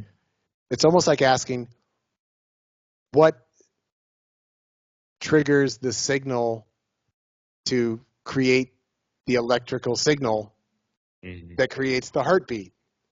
It's like, no, actually, it's just kind of there. It doesn't come from anywhere. It's just there. It's just how it happens. It's just how it works. But I do think when contemplating actions or how to be, if it produces a sensation where, the heart is open and unprotected, that's the most authentic choice. Versus Mm. if it's like, oh, this is like, my heart is now up in my chest, and like, it's like getting all excited, the ego's probably invested in that somewhere. Or Mm-hmm. if it's like, no, I have to convince myself to do this, even though I feel like this isn't right, then you're probably way off base, you know? Yeah. Yeah. Mm. But it comes down to paying attention and knowing yourself, I think. What, in your view, is the role of prayer? In my view, I don't pray. Okay. What is like, what's your view on like the angels, angelic realms, those kind of things? Yep, projections. Entities. Projections. Uh, Um, Interactions across different levels of consciousness within the divine imagination, but they're not absolutely real, so therefore they are projections. That entities, angels, beings like that, they only appear when you are wearing the mask of the ego. If you take off the mask of the ego, it all just turns into God, so they're not really there in that sense. And plus, they have no physical bodies to make them cohere together. so for you, in your view, when you see people pray or when somebody prays, who do you think they pray to? Themselves, they just don't know it. Mm. So if you would make a prayer, what would be an authentic prayer for you? To not do it. Why not? Because you're just talking to yourself. Like, I mean, the whole reason anybody prays is because they think there's somebody at the other end of the line that's going to do something about it, whatever it is that you're praying about. Reality does not work that way. That Mm. prayer, at best, helps you feel better. So it has, um, perhaps emotional, social, psychological benefits to praying. But prayer, does it accomplish anything in reality? No, absolutely not. So ultimately, it's a waste of time. So in other words, Mm. I mean, I don't pray, and I don't Mm. encourage other people to pray, because it's like, what are you doing? You're wasting your time. You're not talking to anyone, because the only one that's on the other end of the line is you. And it's like, What are you asking But me for? but if we are all individuals, right? We all have the essence of the one. So if we in this individuated form, if we then, let's say, pray, even though you say we pray to ourselves, it's like in the act of praying, in this individual form, we give off an electromagnetic signal, which lets the other individuated nodes on some level know that there is some kind of movement here needed or support, which maybe this individual, on an individual level, he doesn't understand it, but on another level, there's this knowing that the whole supports me through the individual acting this out. Yeah, but that's just a roundabout way of saying, like, ask for help. I mean, why not just be more direct? Like, just ask for help. Yeah. Yeah, I don't believe that praying like accomplishes anything. Mm. So, Because sometimes you're alone and you cannot ask somebody for help physically, or the person, the one, or the people that can help you, or the things that you need help in or with, it's not necessarily available. So through this act of prayer, it's like you're letting the whole know that there is a certain need or movement that's needed here, that maybe this individual cannot accomplish by itself, but by doing this movement, it's allowing maybe magnetically or some puzzle pieces to fit together, so that a movement that was previously maybe not accessible because it was not needed, but because the prayer was made, it's now actionable and possible. I know I'm reaching, maybe. yeah, okay. But keep in mind, God doesn't pick sides. God doesn't do requests, doesn't make favors, doesn't make special dispensations, does not exert control, and is kind of indifferent, actually. So I just don't think that prayer actually does anything at a meaningful level within reality. Hmm. That I don't see any evidence of that. But And keep in hmm. mind how many people pray about contradictory things like all the time. Like if prayer actually worked, I think we'd see a lot more evidence of that, and then we'd come up with like the conflict. Like Hmm. we see this in American sports all the time, where like people are like, oh, mwah, thank you, Jesus, I made a touchdown. It's like, why the fuck you think Jesus let you make a touchdown, but not the other dude who's praying on the other team? Like, you think there's something special about you? You think Jesus made that touchdown possible for you, but not the opposing team? I mean, it's just absurd when you actually think about it. It's absurd. So, for somebody who's in a non-dual state and whose body vibrates at a certain frequency, but let's say if somebody is not in a non-dual state, the act of prayer and inspiring hope and inspiring this certain energy, frequency, vibration, doesn't it help the body and the person, the individuated form, to behave and express itself in a way, skillful way, than being in a depressed, negative way? Possibly, but then we're just back to the placebo effect, that we're saying that, your attitude impacts your experience of reality. But is your attitude actually changing reality in any way? No. It's not having an Mm. impact beyond your experience of it. So if people feel better when they pray, fine. Do you think anyone's going to answer your prayers? If you think that, I would call you delusional, and that you do not understand the nature of reality, that Mm. there is no one and nothing to pray to or for. Mm. So if it does improve your quality of life, it does have its benefit. Yeah.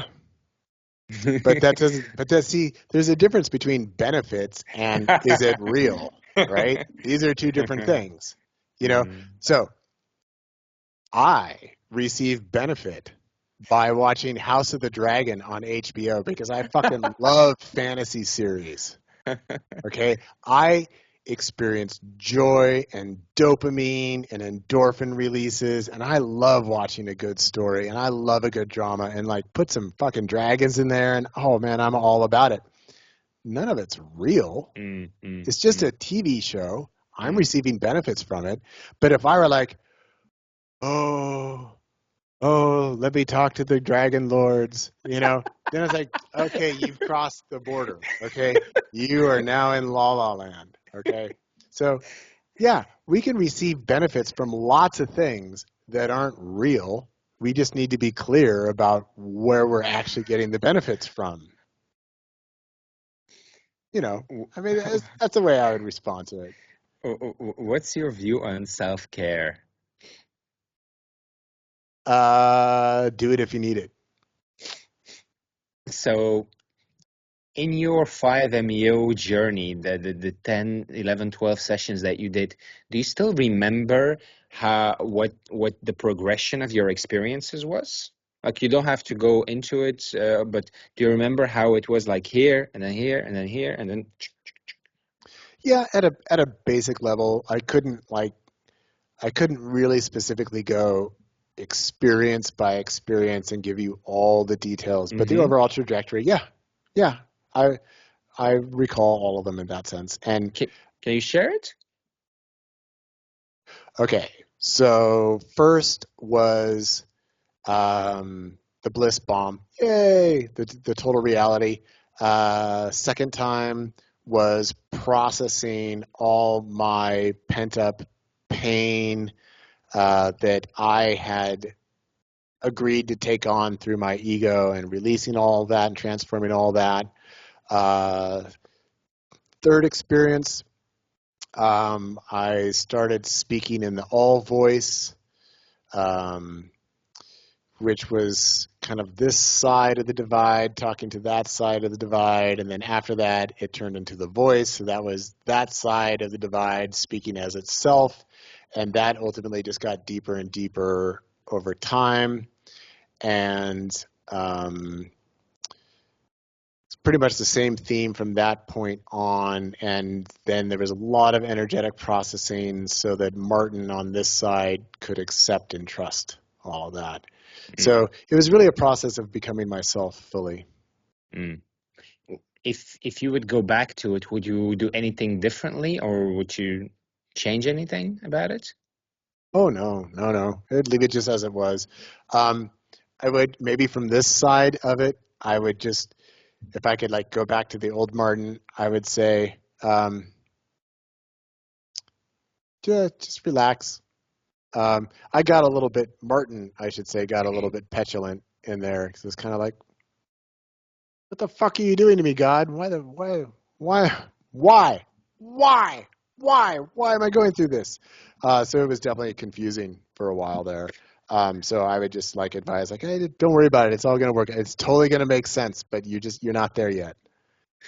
What does petulant mean? Kind of like a little kid who doesn't get what he wants. Like, kind of a little bit of that energy, because I was going through this transformation process and not knowing where it was going or what was going to be the outcome or why it was happening, or even that there needed to be a why, that, because that's an ego thing. Like, why? That's the ego.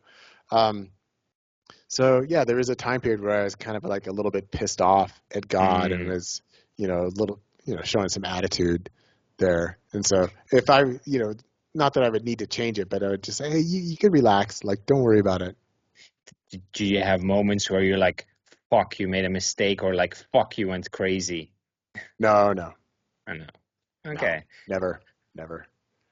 Any, can you say anything about the importance of safe nutrition, brain health, those things? Oh, Not really. Sometimes in the 5-MeO world, people want to promote like eat healthy or be a vegetarian. It's like it makes no fucking difference. It's like that's just an ego attachment. It's like it really doesn't make a difference, in my opinion and in my experience. Yeah. It doesn't matter. That's like putting emphasis on something that's largely irrelevant. Though of course, eat healthy, take care of your brain. You're gonna need it. Yeah. Take care of it. But yeah, I wouldn't emphasize any kind of special diet or any kind of routine. And also, on my side of things, I am an omnivore. I do like to say it's a God eat God world out there. So, if it's tasty, yum yum. Mm-hmm. Well, what impact did this have on your professional life?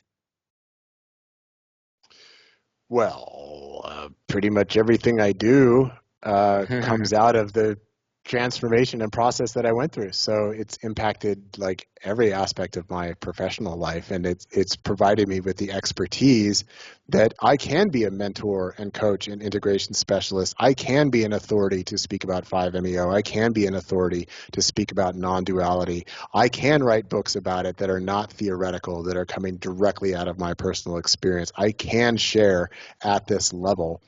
And I can engage in theological debate not because I've studied, because I know what I am. Mm. So it's had a deep, deep impact in that sense. Do you think being in a liberated state makes you more intelligent? No, No. So the no, process doesn't make you more intelligent. no. I think intelligence is kind of an expression of our innate abilities. I think that we all are kind of innately who and what we are.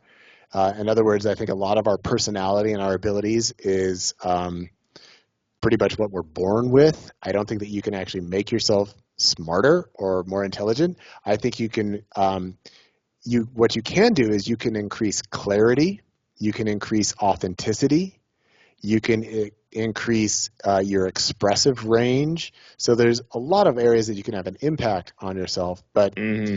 it's kind of like I've thought about this because I've written a few novels, and I've thought about how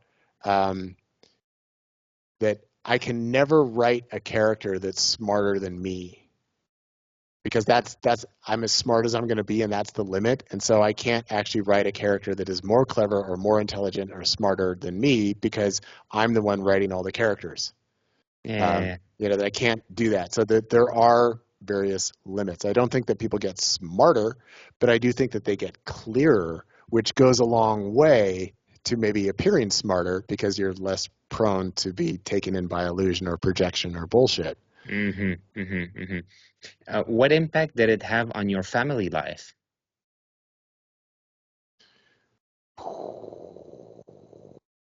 Well,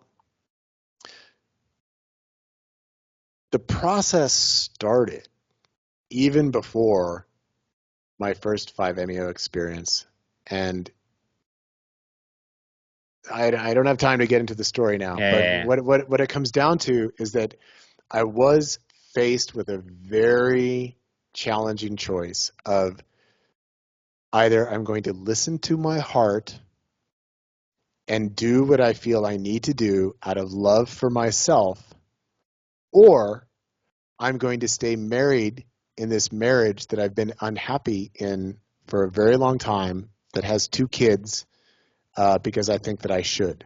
And I Mm, chose to follow my heart. mm, So initially, it really shattered my family. mm, And then now, the family that I have, I mean, my wife and my son, who's 11 now, it's definitely informed, how I parent, how I mm-hmm. relate as a husband.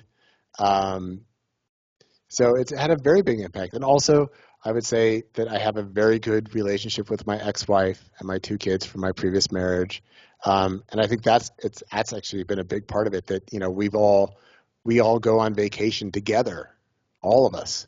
And I think that it's through the transformation process that I went through that it really allowed me to go through a divorce and separation and really radically changing my life in a way that ultimately was very healthy and allows all of us to love and respect and honor each other. Mm. Mm. What impact was there on your creative life? I would say, well, I've always been very creative, but it gave me, in a sense, it gave me like new materials to work with, new ideas Mm. to work with. So it's very fruitful ground for creative exploration. And, you know, the two novels that I've written since my own transformation, they're all about working with 5-MeO and non-duality. So, it, you know, that was very fruitful in that area. It very much informs the art that I make. It informs, you know, my psychedelics experiences in general, informs the kind of music that I want to make and the kind of art that I want to make. And also, it's not that it comes from this, but it certainly is supported by it. But I've always been very free, creatively speaking, especially with music. Like I've never tried to be a particular kind of musician or play in one genre or one style.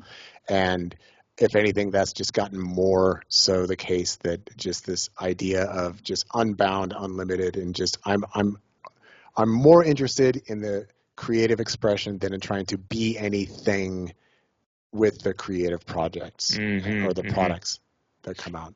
So, Igor, we can maybe do one more question, and then I do got to go. All right. I wanted to ask also on your sex life.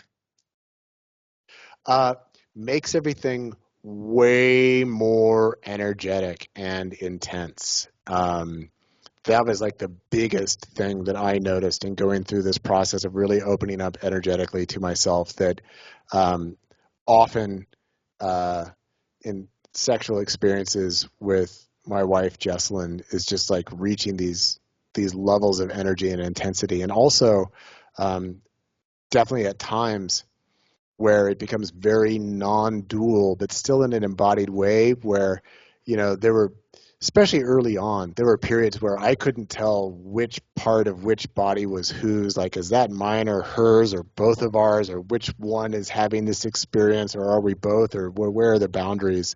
So it definitely has a big impact there. Mm-hmm.